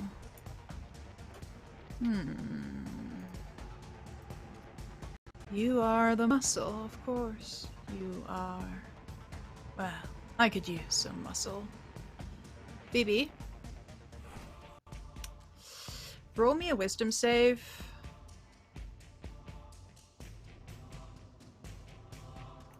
Add your +4 to it too. You're a cleric. You should Well- be fine. Oh, I did roll a 1. Oh, You boy. what? Oh, it's a 12 total.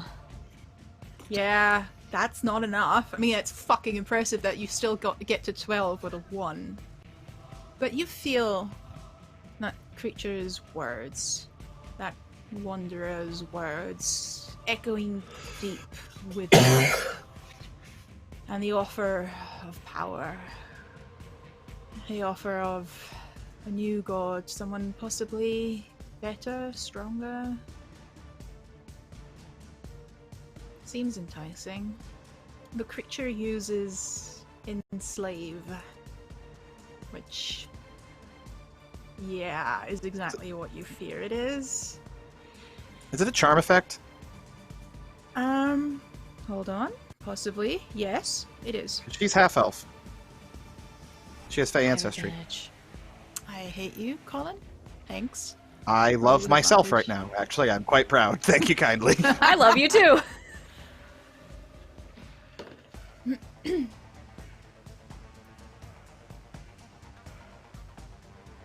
+4, 25. Yeah. Splits the uprights. Fine. Fine. There it is. Fine. And you feel that creature's influence that had a hold of you a second ago, going weaker and weaker and weaker, while the handprint almost on your shoulder is growing stronger and stronger and stronger, remembering that, yeah, in fact, your god is there for you. How is that now? Well, anyway. I could cry right now. Phoebe, you can continue after this, and then we'll have Lorenzo.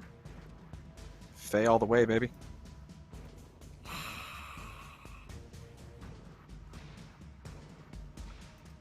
Yeah, not today. I'm gonna cast a moonbeam. How appropriate.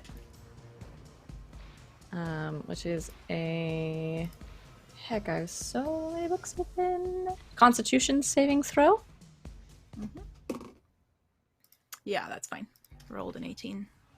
Okay, so it's gonna be a half 24. damage. Yeah. That is 14 total, so 7 radiant damage is the half.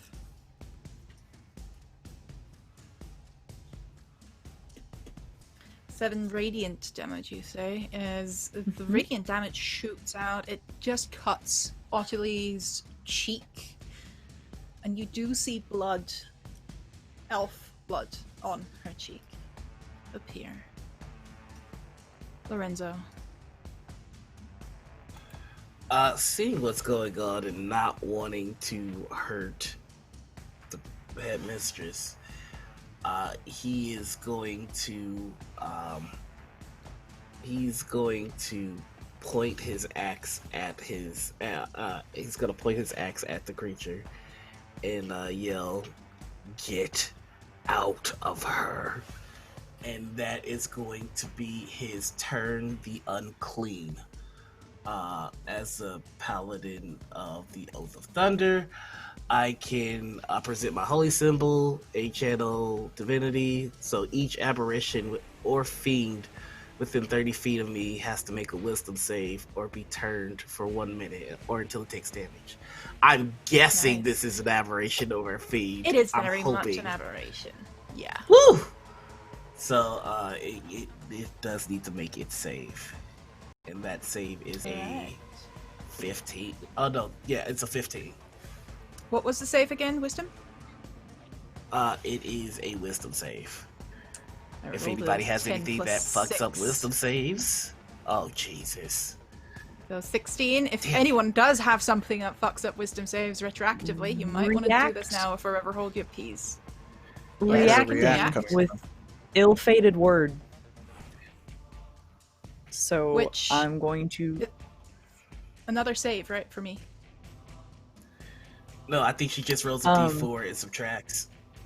Yeah, it's just the roll the d4 and subtract the number rolled from the thing that you just made. Oh, my heart. Well, roll a 1, please. Why would you say those words out loud? Why would you put that bad juju on me like that? I rolled a 1. Pickle! Oh, no, you can't add bardic inspiration to this. That would be cheating. No, you can't. So that's a 15, and that still makes it. I'm so sorry. Can I You're not. Can I burn my crit to make sure that doesn't happen? Oh, you're giving me the whole crit? Okay. I'm doing that. Okay. Yeah, You're burning I'm burning your the crit to make sure crits that doesn't happen. Okay, I'll take that. That's a good bargain for me. With a little bit of entropy, the creature is flung out of Ottilie Riverbend. What exactly? Give me again the turning. It just has to stay away, run away. Yeah, it just has to go away. And wait, hold on, let me get the official wording on this.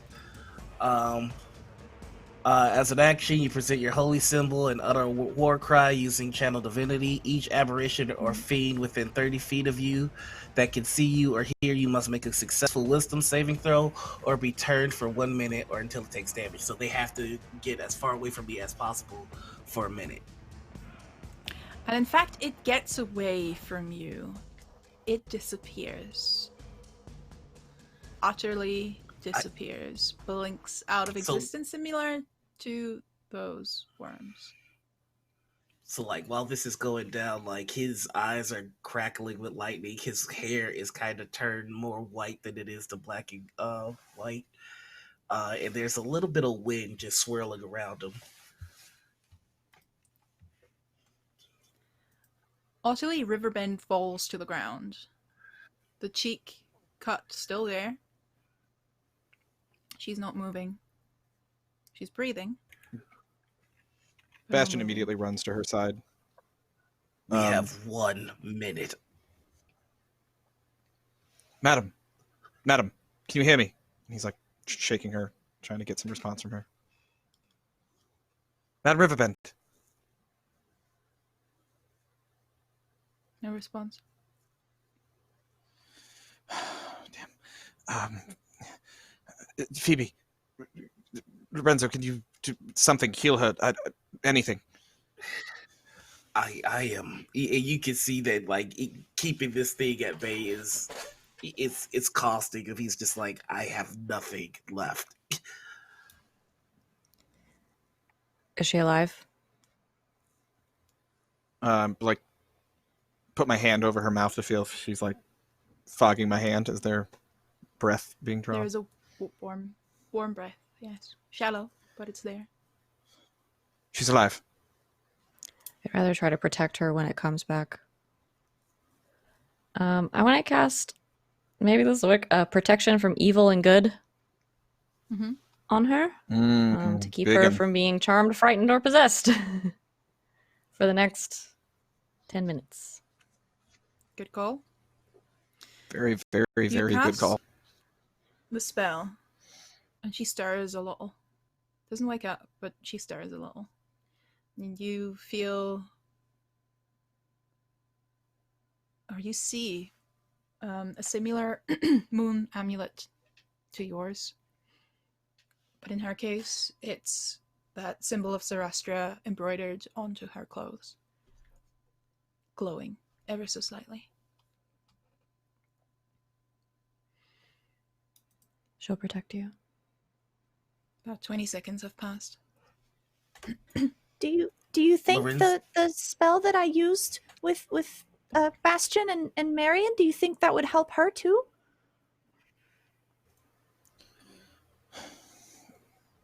Possibly. Is there time? Maybe. It 30 doesn't. It seconds. it takes effect very quickly. Do it. Okay. And Pickle runs over, and she's going to grab on to Artily and cast Calm of the Storm. And so that's so it's removing, undoing the effect of the Chaos Magic Surge that's affected the creature within the last minute. 40 seconds. She opens her eyes. Pickle? Yes. Yes. Are you okay? She looks around. I don't remember my name. I should remember my name. I know that much. 50 seconds. While this is going down, Lorenzo is going to put a hand on Bastion and say, that thing is coming back. It can't take you. It can't take Phoebe. And Pickle's already occupied. And he's going to drop his axes and give them to you. Get them out. You're not doing this again. You're not seriously doing this again. 60 seconds. It's not. I'm and not the making a creature sacrifice. Comes It's back. Right over Lorenzo, a shadow appears and starts to engulf him. Lorenzo, make me a wisdom save.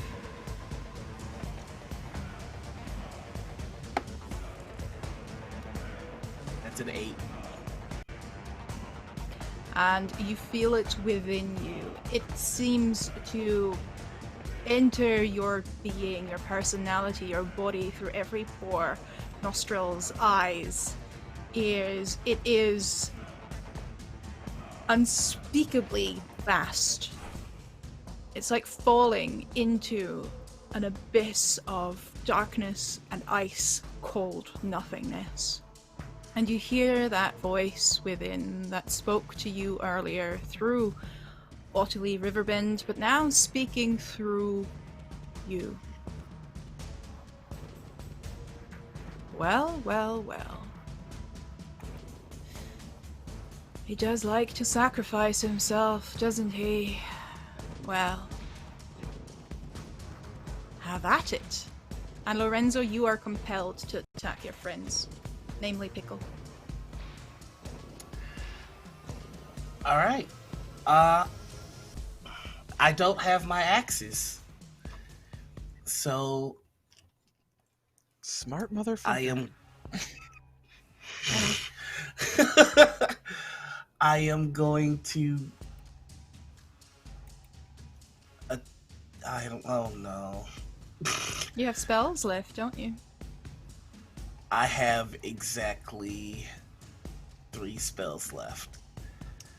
You will use 3 spells as attack spells. Don't try and weasel your way out of this. You've got yourself into this, and that creature is intelligent. And once those spells are done, you will try and get your axes back. Yep. And this would be the most efficient way to do it. The head just whips over at Bastion. His hands crackle with electricity, and he's going to cast Thunderwave. No! I need you to make me a Constitution saving throw. You got it, buddy. It's a DC 15. Fuck me, I got a 13. Alright, so that means it's going to send you flying 10 feet away from me, and you're going to take 2d8 thunder damage, and everybody that was in a 15-foot cube of me also has to do the same. I'm sorry, guys. It's weak damage, though. It's 7 damage.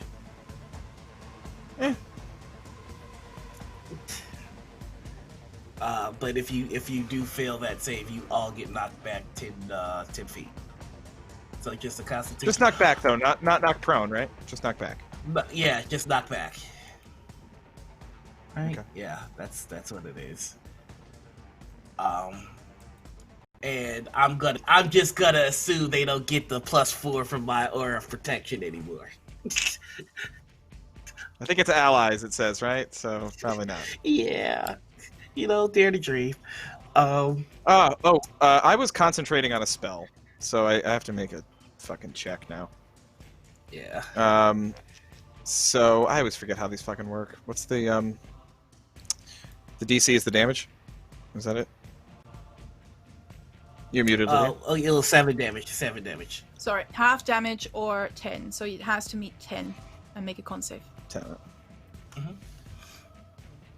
Okay, got that easy. Got a 15. All right, Good. so I You're keep fine. my agonizing mark up on this thing, which I think is now affecting Lorenzo because it's inside Lorenzo's body. Oh yeah. Oh yeah. Oh, fun. Ugh. Yeah, at that point, the eyes might probably go a little red. A little bit. And But whose yeah, turn that's is it that's his turn. next? Lorenzo. I am immediately going to charge at Lorenzo. And I know Bastion sees that he takes the hit and sees that the spell that he cast is maintained, and he sees a way out of this. But first he has to hit Lorenzo. And I don't love it, but yeah, I don't see any other way to do it. Lorenzo, you better hope that my form has gotten better, because I'm going to come up and attack you with a rapier right now. Mm-hmm. That is a 20 to hit? I don't know what your AC is, actually. That'll hit. Oh, shit! Okay, I'm going to specify non-lethal damage. And that's going to be... Oof, sorry about you that it didn't... Alright, so that's 11 piercing. Okay. Nice. But he's under the effect of agonizing mark. So he has to make a charisma save.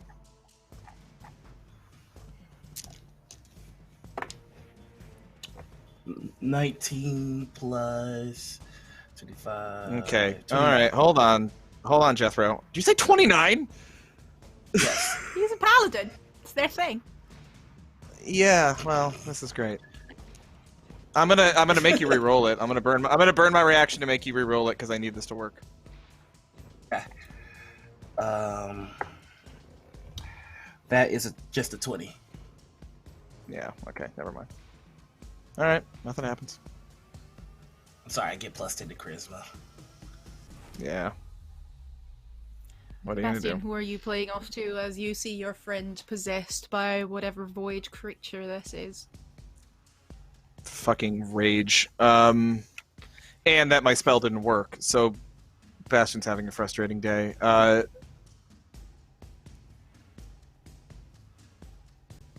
Definitely, I feel like Pickle's vulnerable, so Bastion dips and dodges, hacks at Lorenzo, but doesn't have the desired effect, and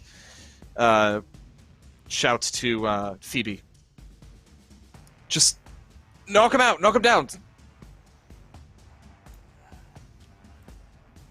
Okay. Heck, I want to keep that spell up.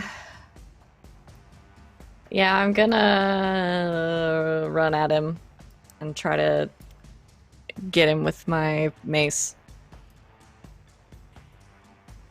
Try to knock him out. Did you do a moonbeam earlier?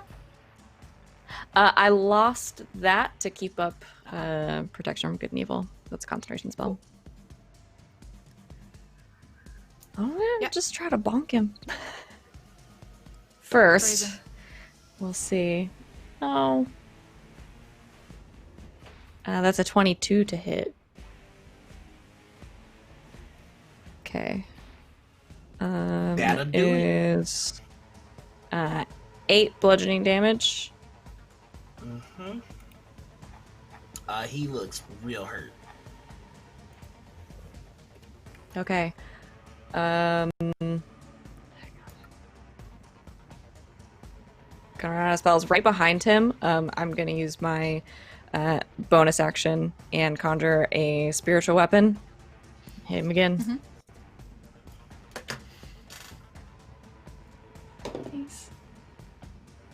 the spell slot. That's a 24 to hit, and that's all my second level hits. spells. Yeesh, that'll hit. But that is... Oh no. I don't know if I add to this or not. Where'd it go?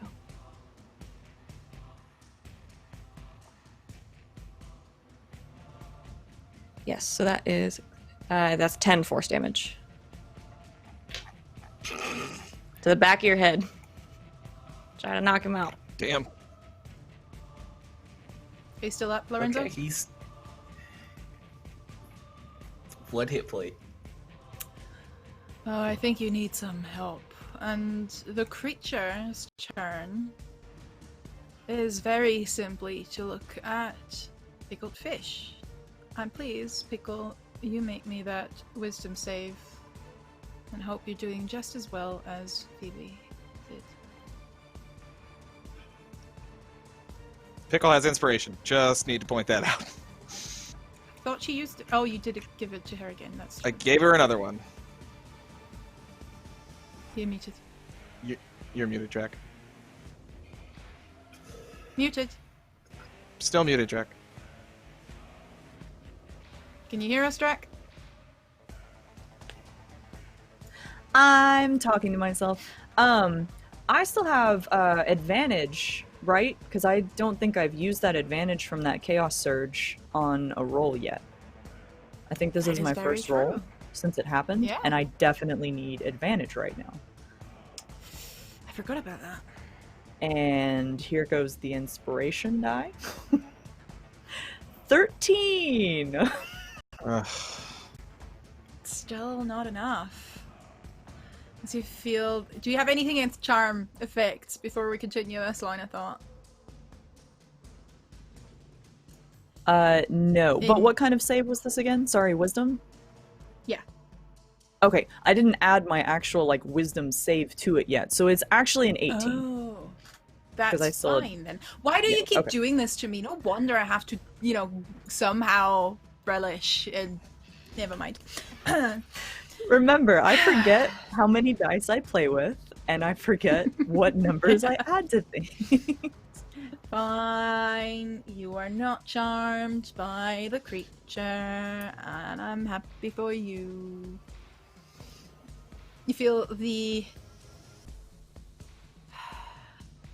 very cold, dark magic of whatever this being is trying to take a hold of you.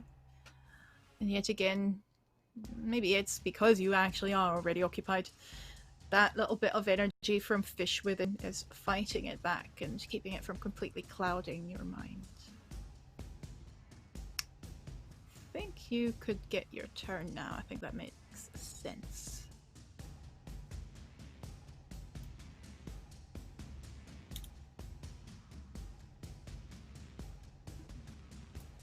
You said for a d6?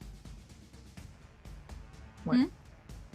Did you say to That roll a makes d6? sense. You do your turn. Yeah, no, I said you get your turn now. Can you hear me, my friend? At all? Yes, good. Take your turn. The ears are large Yes, enough. I can hear you. Yeah. Okay. Yes. So, Pickle does not want to attack Lorenzo, but she's gonna have to. But she's going to cast Sleep. And she's gonna focus it. Hopefully, like, she's gonna aim it to where, we're not also included in that 20 feet, but, she's gonna focus that on Lorenzo. And I've definitely rolled over 1 HP. So, Why did you roll? let me roll die. I don't trust you when you do. That's fair. Lorenzo, do you have any vampiric magic that prevents you from being put to sleep? Nope. Well, then you feel your eyes closing. Unfortunately, what all of you are seeing is the same thing you saw earlier. Lorenzo's body still being used by a shadowy, tentacly being. just as utterly Riverbend fell unconscious to the ground. Now Lorenzo is that puppet. But at least he can no longer use his spells against you. Yes, he's doing... But he is doing the thriller. The thriller. Yeah, I know. Ah, wonderful. Now, Pickle, who do you want to pass your initiative to? I'll go ahead and I'll kind of like desperately look over to Phoebe and just Is there something else you can do? You cast something on Miss Riverbend, maybe with Lorenzo? I can try to get it out of him, but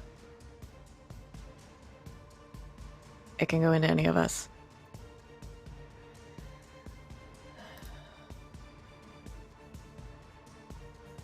I'm gonna try anyway. I'm going to, since I'm right there, I'm gonna try to cast Protection from Good and Evil on Lorenzo. And it gives him... It will give him advantage on a save to... He is They're technically evil and good. asleep now, so I'm not entirely sure how much of a willing mind. We'll see. We'll see if something wakes him up. I'm gonna try. Yeah. So, passing it to Bastian, or trying... You could... I'll let you pass it off to Lorenzo, in fact. Okay, so it's a touch spell, so... Yeah, I will him just awake. sort of like grab him on both sides and cast the spell and say, you have to wake up. Lorenzo, you have to wake up. Do I wake up? Yeah, and you are more in control of your mind than you were before. You can make me another wisdom save. Okay. So you have advantage because of the spell. DC 15. Oh, I do? Yep. That'll be a 19 plus.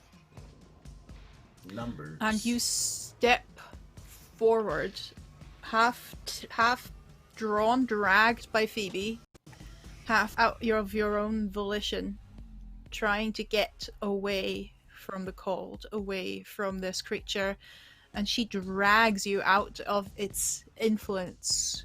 The creature roars, now a strange smoky shadow within the room draws itself up to a greater height than it was before. It is fish-like, actually. Fish-like in appearance, half shadow, half swirling galaxies. It is a skeletal creature that, yeah, reminds you of an earthen fish, but it is so much more than that. And the various tentacles of shadow are not just swirling by its side, they are reaching out again to smack at Phoebe and Lorenzo. So the one at Phoebe does not hit. The one at Lorenzo...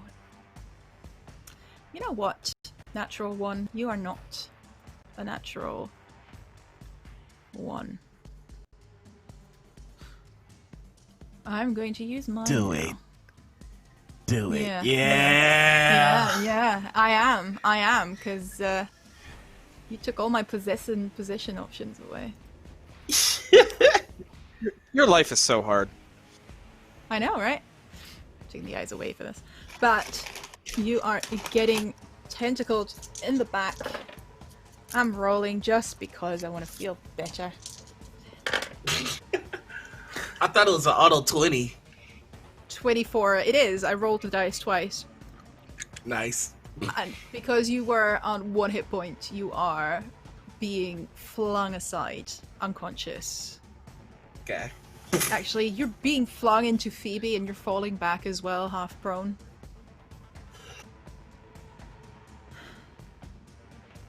Bastion, what do you do as the creature is laughing? Ridiculous. And now focusing on you.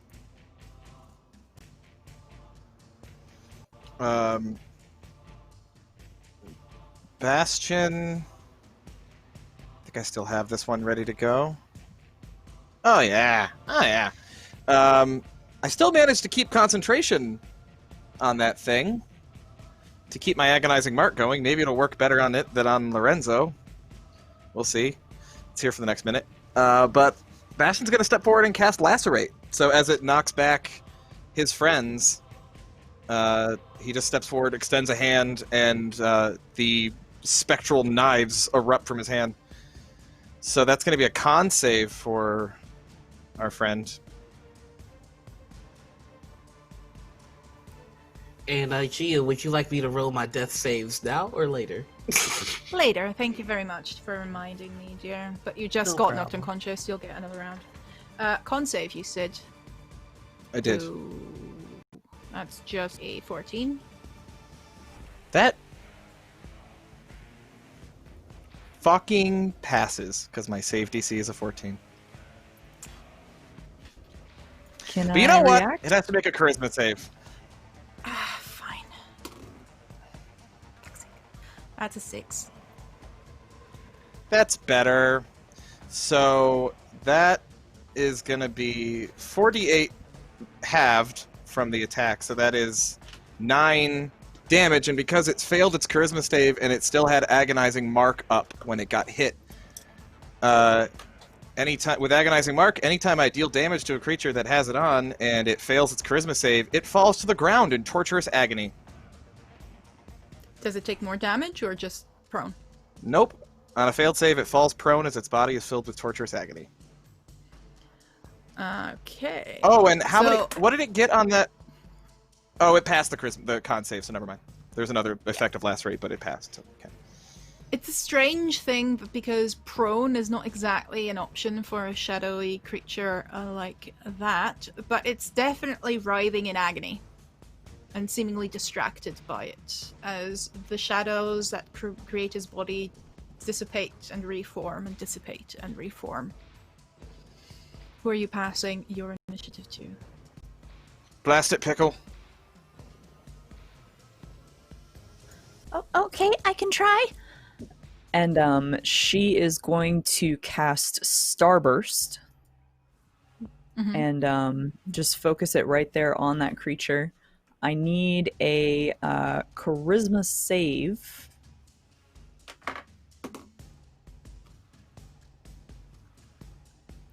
That's a 20, not natural.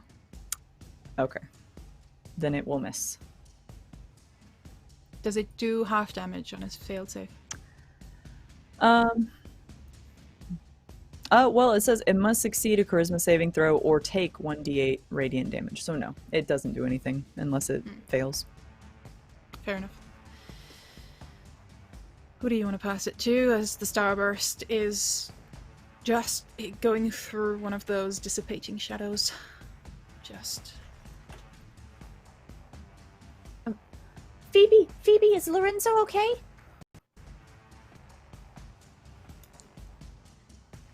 He will be. I'm gonna cast a Cure Wounds at 3rd level, just kind of grabbing onto him. He fell on me.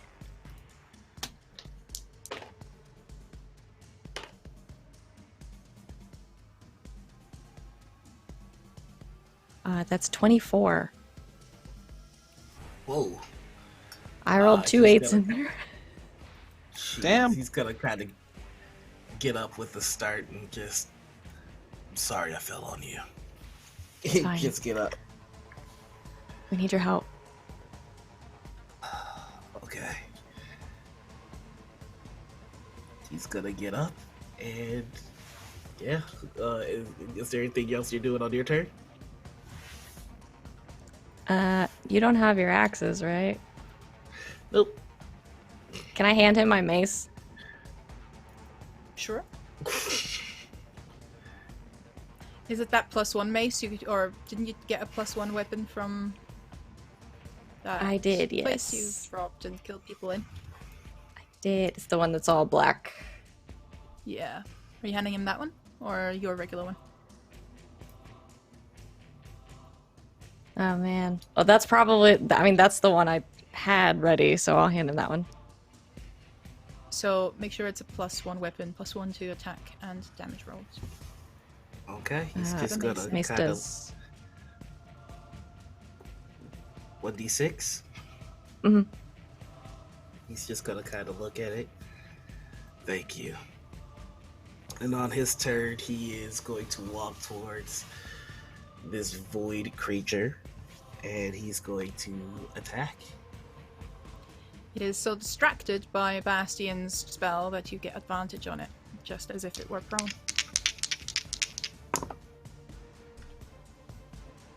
Nat fucking 20. Let's go. And I have one last second level spell slot, so it's going into this one. It's gonna get smoked. I need to pull out my D6 pouch because I keep putting my D6s back in here. Oh, here we go.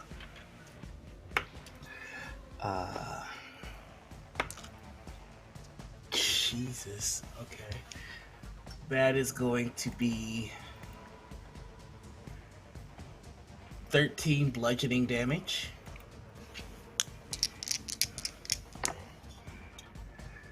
$12, 13, 14,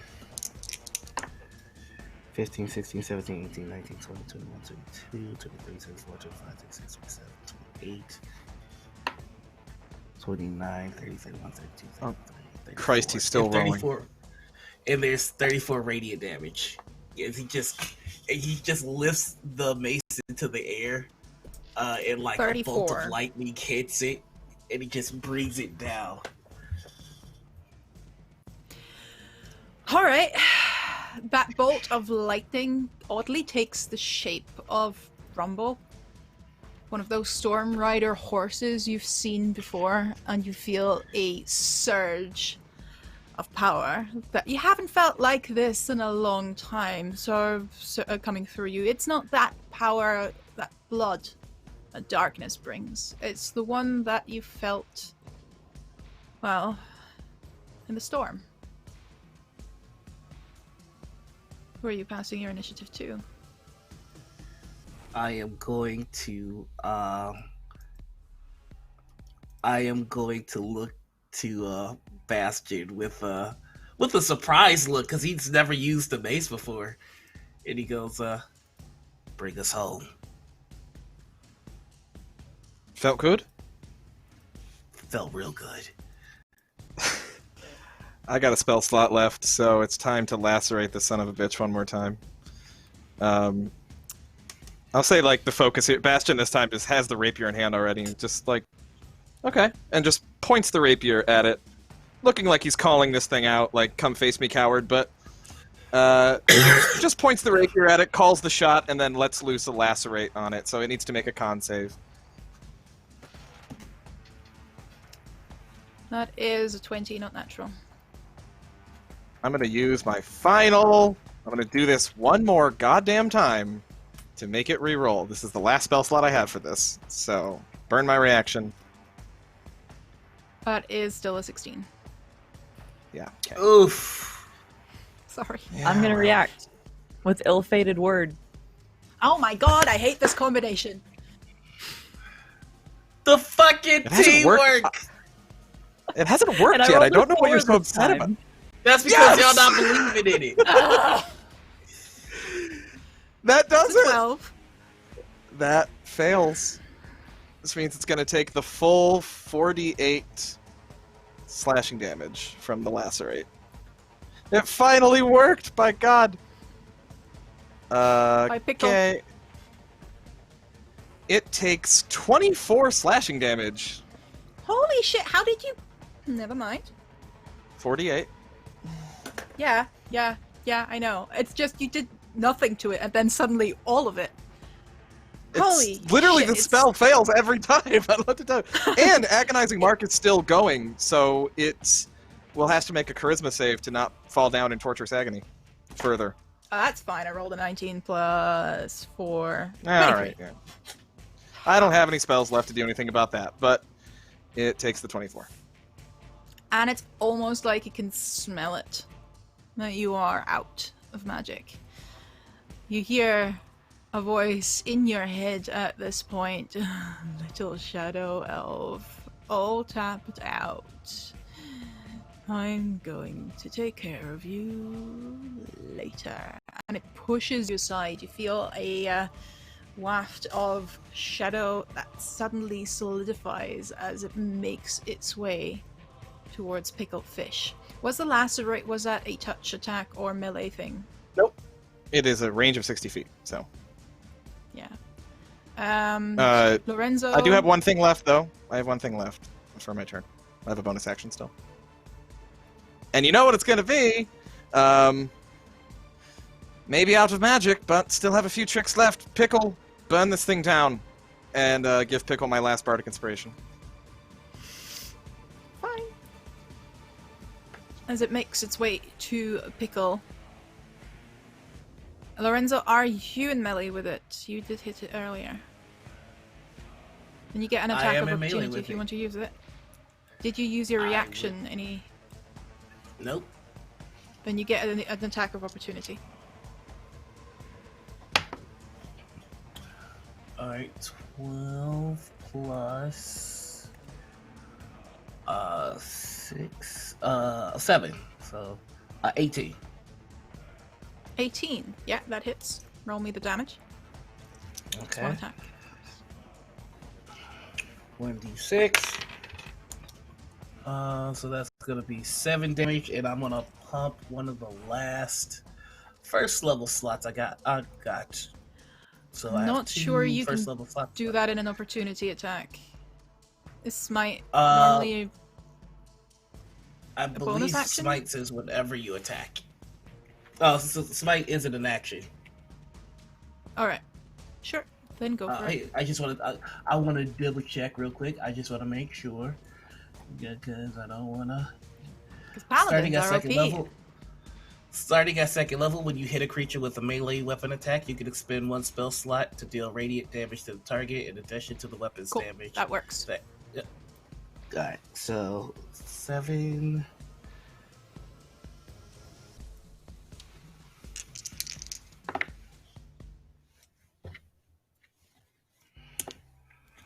Uh, 12, 13, 14, 15, 16, 19.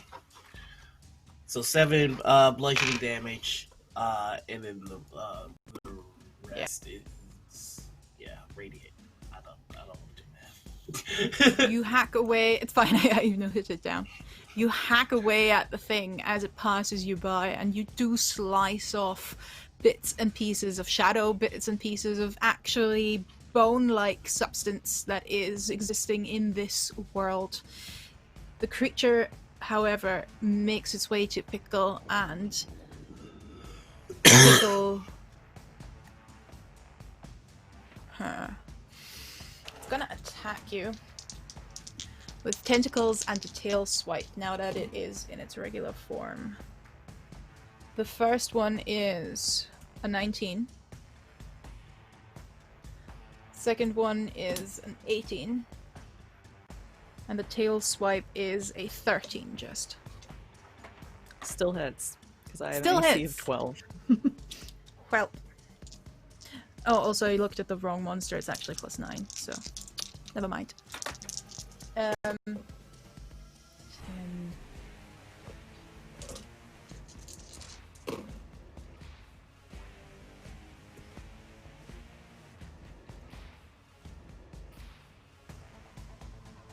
That's 31 for the 2 tentacles that smash into you.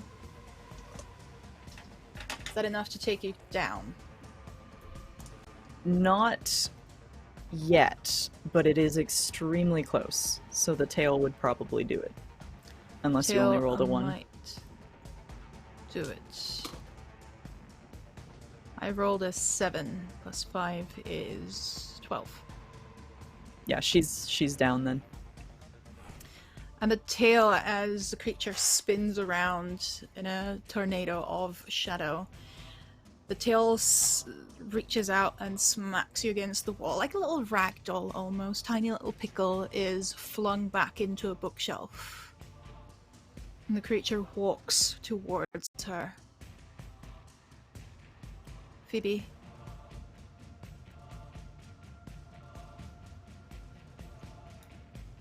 You're closest.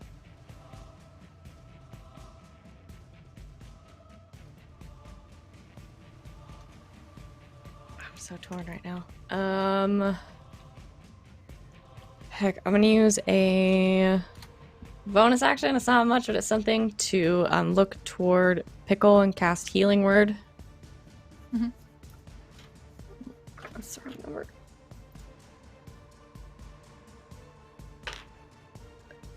So you're gonna get, well, 6 hit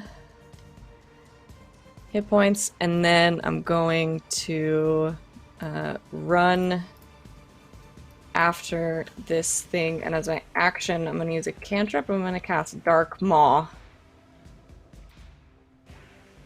And I guess try to take a chunk out of it as she sort of manifests these like large dark fangs. What a way to go. Alright, Phoebe runs up. Do I need to save, or is this an attack? Looking up, it's an attack roll. So that is a 20 total to hit. I'll do it. And it's 5th level, so I get 2d8s now as she just like clamps down with these shadowy things. Haven't used this in a while. I rolled double 8s. That is 16 something damage. Necrotic damage. 60 necrotic damage. Make me a constitution save as you bite down into this creature's flesh.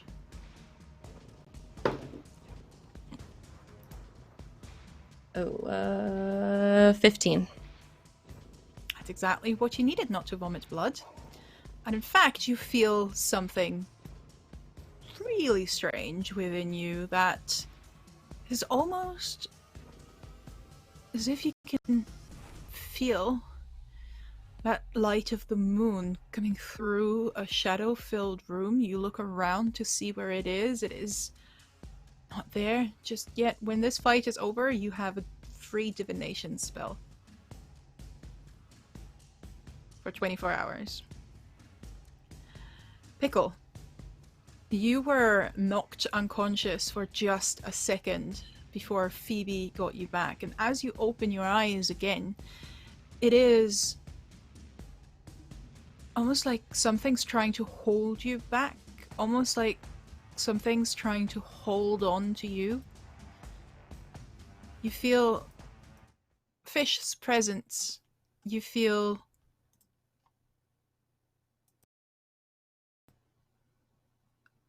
something more than she was before. Don't go back. You so scare me.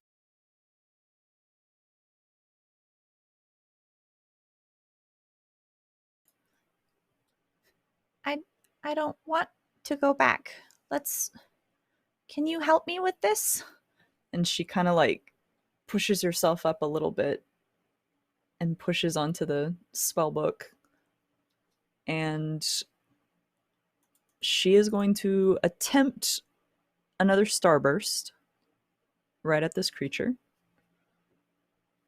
Together? At the shadow creature, not at Fish.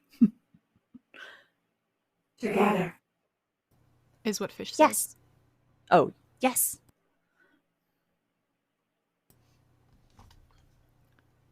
Take advantage.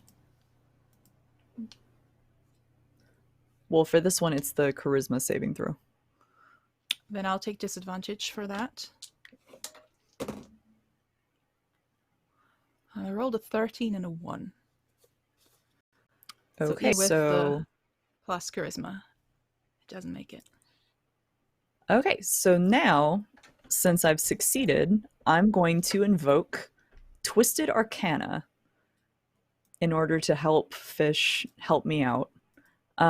So this is a level 6 entropy wizard thing where I am infusing the spell with greater power by channeling chaos through myself, and I get to add a d6 plus 1, and this is the maximum number of your spell's damage dice that you can re-roll. So that is a 4 total, and since I'm level 6, I can roll 2d8 of radiant damage on this creature, and if I don't like either of these dice, I can re-roll them. Go for it. Those are 2 7s, so I'm gonna go ahead and keep them. So 14 radiant damage. That starburst is powerful. More powerful than you've ever really channeled anything before. Sure, you've created larger explosions or fireballs, or... This one is different.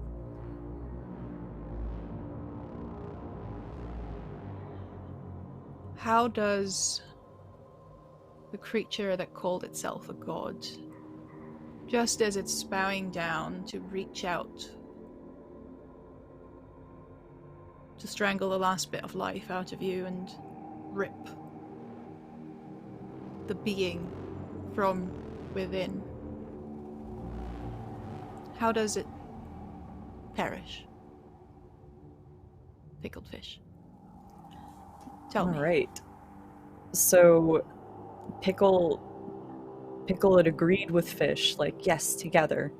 And as she kind of reaches out her paw towards the creature to cast this spell, some light begins to grow in her hand as the starburst starts to take effect, and the flames from her leg just kind of burst forth and roll up her body, up her arm, and into her hand, and shoot forward with bright, brilliant, fantastic colors.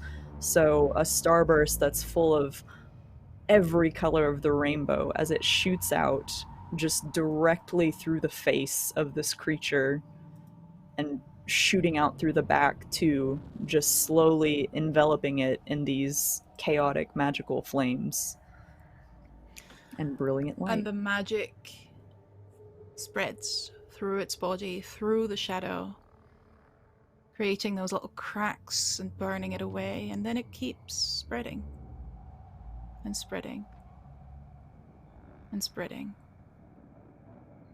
And it envelops Phoebe and Bastion and Lorenzo. And it keeps spreading as time slows. Just like it did the last time you tried to enter this room a week ago.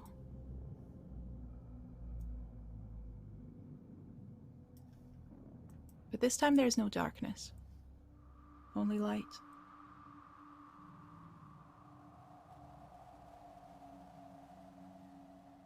A whole lifetime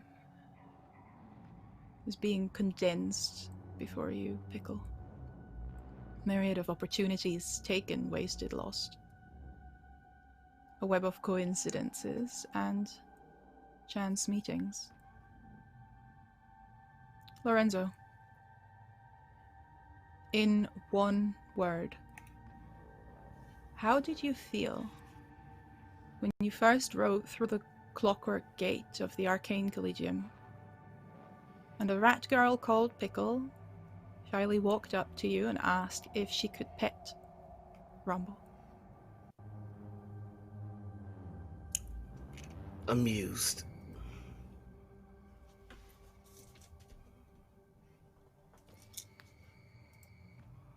Phoebe. In one word, how would you describe that pleasant little shiver down your forearms when you first heard a certain shadow elf called Bastian play his dulcimer in the courtyard?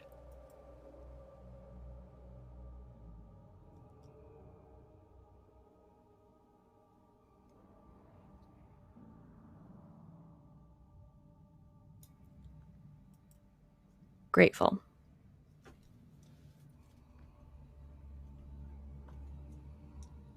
Bastian. In one word, what was it that made you open up to this stoic, withdrawn man that half the school feared and the other half hated? That Dampier called Lorenzo.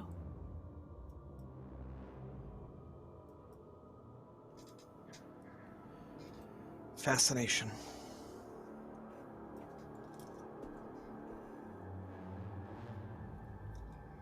And Pickle. In one word, how did it feel when you were wandering distractedly through the labyrinth that is this college's corridors and courtyards, your leg hurting really badly that day, and your lessons having gone really badly that day as well?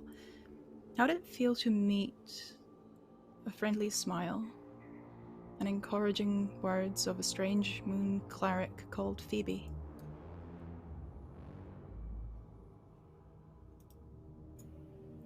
Reassuring.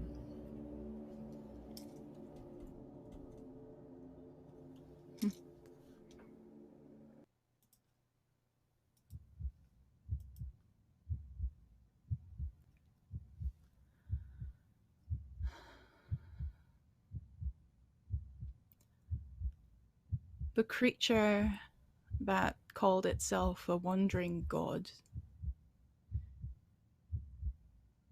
its broken body is disintegrating. And as it does, it takes parts of reality with it. You feel yourself slipping into what is inevitably known as the void. You are weightless. You are nothing and everything. 4 floating specks in a space absent of either dark or light. You can't see.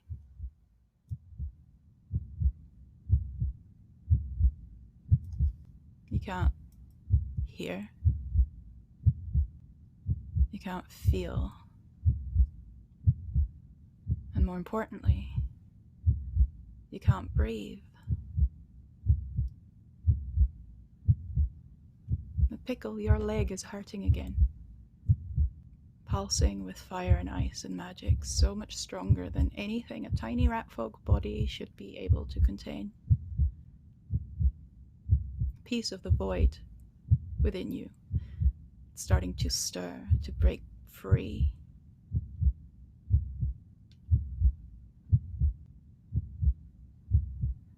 You first heard its voice so many years ago as a tiny whisper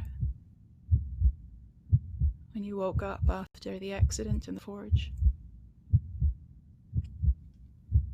Then you heard it again as a strange being some days ago, or was it an eternity, asking to be friends.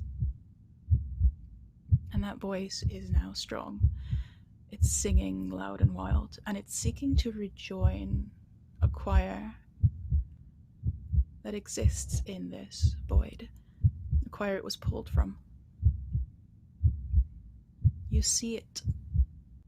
All 4 of you see it. Spreading its wings, the shape of a large dragon made of stars, light and dark, cold and fire. And it spreads its wings and is about to fly off, take off, and leave you there. And it turns around.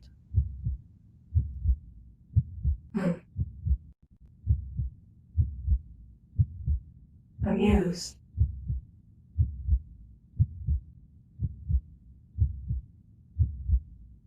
And grateful. You are fun. And you're kind to each other. To me. It's fascinating, really. Never felt it before. This reassuring feeling that I'm not alone.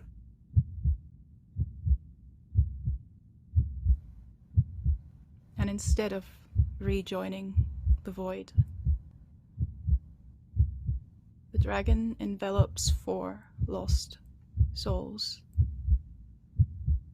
to keep them safe.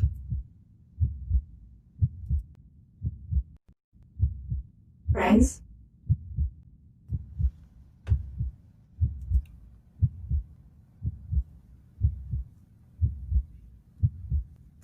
Friends. Friends.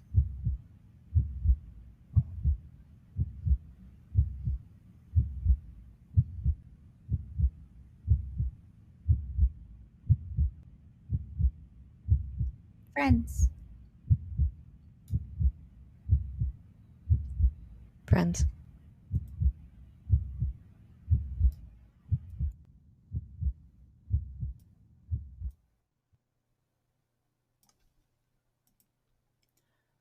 Thank you so very much for going on this journey with all of us.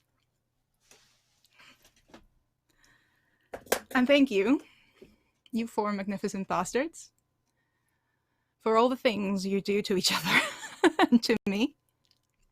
We've reached the finale of Lessons in Deep Magic. And everyone's alive. I am impressed.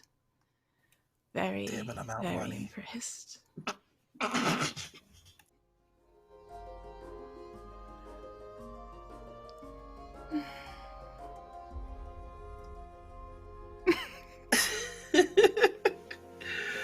Let's just throw his horns at us.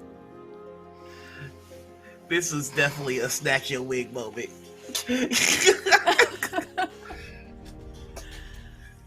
This is a snatch an ears moment. Snatch it all, people. Oh my god. Friendship is dragons!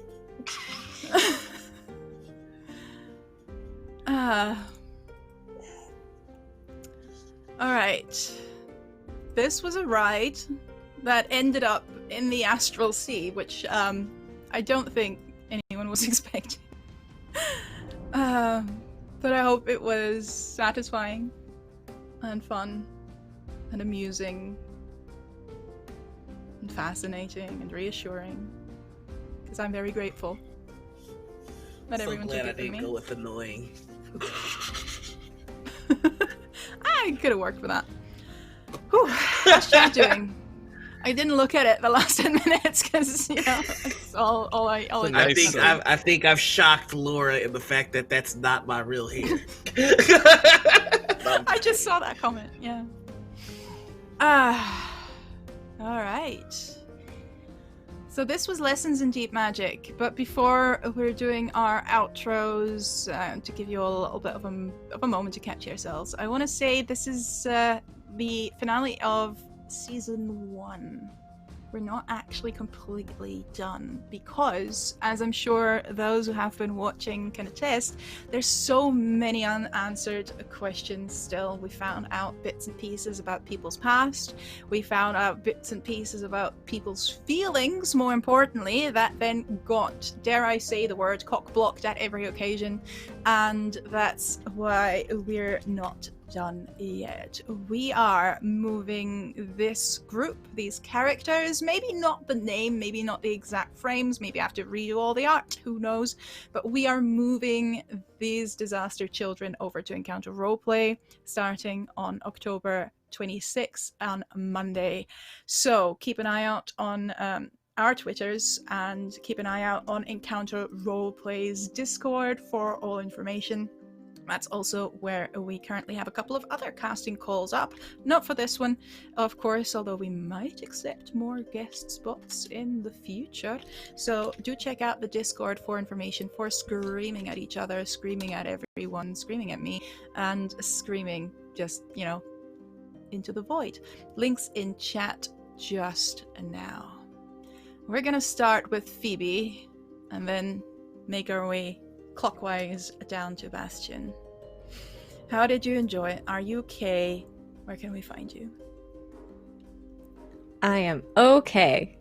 I'm great, actually. I love this game, and I love these people, and I'm so excited to keep doing it. I cannot even put it into words. Yeah. And Phoebe's okay. She looks okay. She'll never tell. One of these days we need to get through that shell. And one of these One days day. we will. Maybe in season 2. But yeah, you had Zoroaster there with you. You had your godmummy. That was a big moment for her, in which she told herself to think about it. So she's gonna take the next couple weeks and think about it. And yeah, we'll see what happens. Any favorite? Thank you all for today, facilitating my madness. or any words to your fellow friends, as we've established? Thanks. Thanks for letting me play this character. Who would not exist well in all parties. It's true. So. And by the way, the music you are hearing for the individual characters is Noir's music that we've been using throughout the session as well, in addition to, of course, tabletop audio and some other online forms. But this man actually knows his stuff, knows his music, and is just as much as a real-life bard as Colin. So, if you ever need something like that, hit him up, is what I'm saying. This is Phoebe's theme, and of course, we have Pickle as well. Pickle, how are you doing? Hey, Pickle is feeling pretty good. Draku is feeling pretty good too. This is probably the first time that I am legitimately like tears coming in. So kudos to y'all. That was beautiful and I loved it. And yes, I absolutely love this show. I love this cast and I am so looking forward to continuing on with season 2 and exploring all these newfound things that we're figuring out. Yeah, Phoebe, you're thinking about it to yourself. That honestly was like probably one of the highlights for sure. And I'll remember as soon as I hear it. What broke all of us? What was that? We all broke. Oh, why did we all die? Oh, it's fucking Noir. The band names. The band names. It was Noir. Okay. That I liked it. Yeah. I liked it. Because that we needed that. We needed a bit of a reprieve, so that was nice. That made me laugh, obviously. Yeah. That was great. This was a great show, great finale. I loved it. And I love y'all. We love you, And man. Noir, our man of music and self-sacrificing, you bloody martyr complex person. No, it made sense. He did the math. He was the only one that was gonna be taken. Oh, never mind. Hey, everybody. I love this game. I love this game with my whole entire heart. that was some of the best storytelling told through combat that I've ever experienced. Just there is so much revealed about the characters, even up to the last episode, even up to the last fight, even up to the last moments of the game, and that was just mwah. Kudos to the wonderful, vicious, heartbreaking GM. You were just a master of storytelling. This is amazing, and I am so excited that we get to continue telling this story, because you don't just do like a friendship ritual with the goddamn dragon and close the book on it. You gotta tell what happens next. So you're still kind of swimming around in the void there. I know, right? I don't have a favorite particular moment this episode. I loved it all. Yeah, that's me. And our bard boy, Bastian Colin, are you okay? It's an exercise in goddamn frustration this time around, which I'm like used to with every single tabletop game I play, because just rolling shit is just what I do. But god damn, could not catch a break in that fight. And what I want to say, I could not catch a break until I did. I mean, I finally had at least one solid breakthrough at the end with a big lacerate spell that felt nice. Yeah. But there's this like subtext to the end of this game that I just find so fascinating, because Pickle's a chaos wizard and is possessed of this like dragon chaos spirit, essentially. Seemingly seems like some kind of like force of entropy that inhabited her body. So in my headcanon of the proper reading of this game, it's just like the Chaos Chorus was with us the entire time. Even speaking in a chorus voice the entire time too, which just pretend you meant it.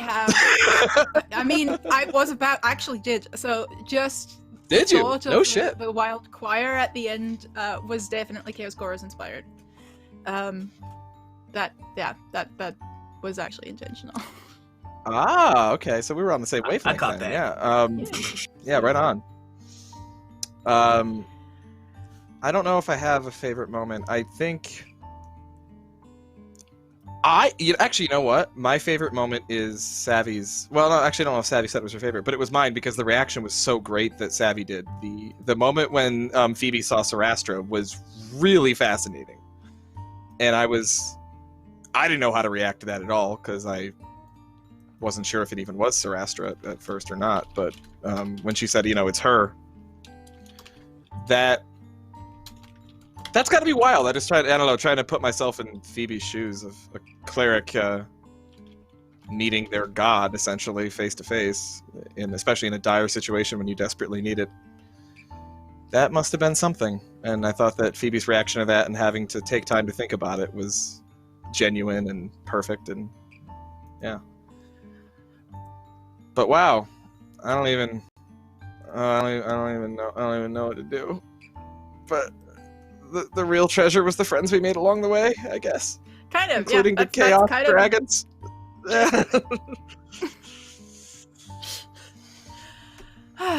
Yeah.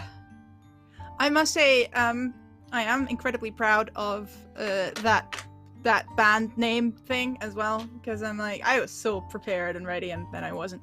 So fuck you, Noir. But but the support of the group within is incredibly special, to the point where you know exactly as a GM what you can expect when you fuck with, in this case, Pickle, with one member, how others will react and how they are just so glued together. And sort of turning that into something visible and prompting that to happen is so very, very satisfying, and just that's what you're here for. Like, that's what you want as a GM. That's the best thing that could possibly happen. And yeah, that ride coming to an end, like coming to a little bit of a loop, but still an end, is I'm glad it worked out. So fucking relieved it worked out, and I can't wait to do it all again next season in 2 weeks on Encounter. Whew. I will modify the donation options a little bit, which on Encounter Roleplay there are donation options. The money donated goes to the cast, and you can donate auto crits and auto fails. And I feel like with what this party has been through, it would be just like crit, crit, crit, crit, crit. So we will think about that, and we will look at that, because obviously we don't want them to suffer just as much. But yeah, the boons and truths, that could be useful. We'll talk all about that, and yeah, who knows, we might even put a little bit of a chat show in at some point, or you can talk to us on Twitter, or of course in the chat that I mentioned earlier on in the channel on Encounter Roleplay. You'll find me there as Half Hour's Hermit, and you'll find me next season on there too. In some of the shows or behind the scenes, you'll find Savvy there. You'll find all of them. You didn't actually do your outros yet, didn't you? Did you? Let's do another round, so you actually get to say where you all are. Kids these days. And I'll just put the links in chat and let you do your thing. Let's do it again with Savvy. I'm sorry, I got excited about this show and forgot about all of the other ones. I know, right? Me too. Yeah, when I'm not here wearing this wig, you can find me other places on the internet wearing lots of different wigs. I'm Savvy Seaworth on Twitter. I tweet every time I'm live. Most days, except for 2 of them, I'm on twitch.tv/game nights. It's game with 2 G's and nights with a K. I'm doing a lot of stuff over there. We're playing Dungeons and Dragons. I run a Monster of the Week game over there every Sunday. But you can come and watch. It's been going on for over a year now, and it's just gotten buck wild. So yeah, and then in addition to that, we play... What else do we play? We play Good Society, the Jane Austen-inspired Regency tabletop game, and Overarms, which is totally inspired by JoJo's Bizarre Adventure. So I do a lot of stuff over there. And then you can catch me next season on Encounter Roleplay as well, which the casting calls have been up for a while, but I'm going to be running a game in the next season. We're going to be playing iHunt, and it's going to be really fun. So yeah, come hang out with me in 2 weeks, starting in 2 weeks, literally every day of the week on the internet. I live here.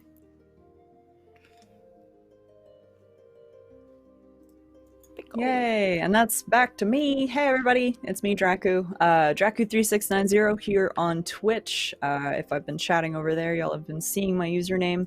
Yeah, so I'm a variety streamer. You can catch me on my channel pretty much every day of the week, except for the weekends. I will be finishing up Banjo-Kazooie tomorrow, so I have my own different finale of Banjo-Kazooie, so that'll be fun. And I want to do a quick shout out really quick to Laura, who sent me an amazing set of dice that I was rolling with tonight. They are a beautiful green. I love it. It's so gorgeous. The green screen, unfortunately, is working on that one. Green screen does not love them. The green screen does not love them. So I wanted to do a shout out real quick. Yes, perfect. Thank you so much, Lydia, for the shiny math rocks. Go check those out. They are beautiful, and I absolutely love these colors. Thank you, thank you, thank you so much. And yeah, that's my shout out. I will see y'all soon. Let's do that chat show. I'm excited. So there we go. Noir. Hello. Hi, I'm Noir. You can find me on Twitter and Twitch under The Noir Enigma. You can find me on Instagram, TikTok, and all the other places. That's just Noir Enigma. I got some shows to list. Tomorrow or on Tuesdays, you can find me on LFM Network with Degrees of Madness, which is a Call of Cthulhu game with me, Lindy of Love Laugh Lindy, and Perception Studios. So it's me playing Call of Cthulhu with some puppets. Can't ask for anything more than that. Then on Wednesdays, you can find me on Last HP Hero, where we have a Curse of Strahd game. Then on Fridays, you can find me over on Chromatic Chimera playing a Zweihander game called Bloody Portrait. On Saturday mornings, you can find me over on Critical Misses with Morning Ritual. Our guest for this week is going to be Persephonoth, so please check that out. And then on Sundays, you can find me over on my channel with Dungeons and Deep Dish, the one-on-one interview show that ends in a one-shot. This week's guest is going to be Mr. Pliddens of Chromatic Chimera, and we're going to be doing a one-on-one Zweihander game. So come watch me struggle with that system. But that is me. And Colin. Every time we do these, y'all make me feel fucking lazy. I have, because I just don't have that much shit on my schedule. You guys are stacked. I don't have that much. Well, okay, so there's this Wednesday. This Wednesday. We're doing a Zweihander one-shot. Yep, 6 p.m. We're doing a Zweihander one-shot on Encounter Roleplay of the new Flames of Freedom, the new Revolutionary War-themed Zweihander system. You can actually see a preview of my costume over my left shoulder, over here, for that. That's going to be super fun. I'm going to be playing a militiaman with an extremely obnoxious New England accent that you're not going to want to miss. Beyond that, let's see. I mean, hey, I'll see y'all back next season on Encounter Roleplay for whatever we call this show moving forward. And I'll be on a few other things there. I don't know if I can talk about yet, but yeah, I'll do some other stuff. I live on Encounter Roleplay, so you'll see me over there. And I also have a channel of my own that's been pretty quiet lately as I've been moving and stuff. Oh, geez, I'm sorry, Tom. Bless your heart. I'm so sorry. Tom, this Friday, over on Master the Game at 8:30 p.m., I'm going to be playing a Monster of the Week game. I'm actually going to be running a Monster of the Week game on Master the Game. That's going to have Tom and Laura both in it, who are both hanging out in chat right now. As well as a phenomenal cast of great people. I really had a great time meeting them the other day when we did our Session 0. And we're going to be doing a very spooky, very Halloween mystery. And no, Anna, it won't be a one-shot this time. It's probably going to be like a two-shot. We're going to be doing a very spooky Monster of the Week mystery called Wrath of the Pumpkin King. So come see me run that this Friday on Master the Game. And then can't wait to see all of you on our new home on Encounter Roleplay next season. And that's me. Wonderful. And yeah, I can absolutely echo that. All the shout outs and all the channels are absolutely well worth a watch.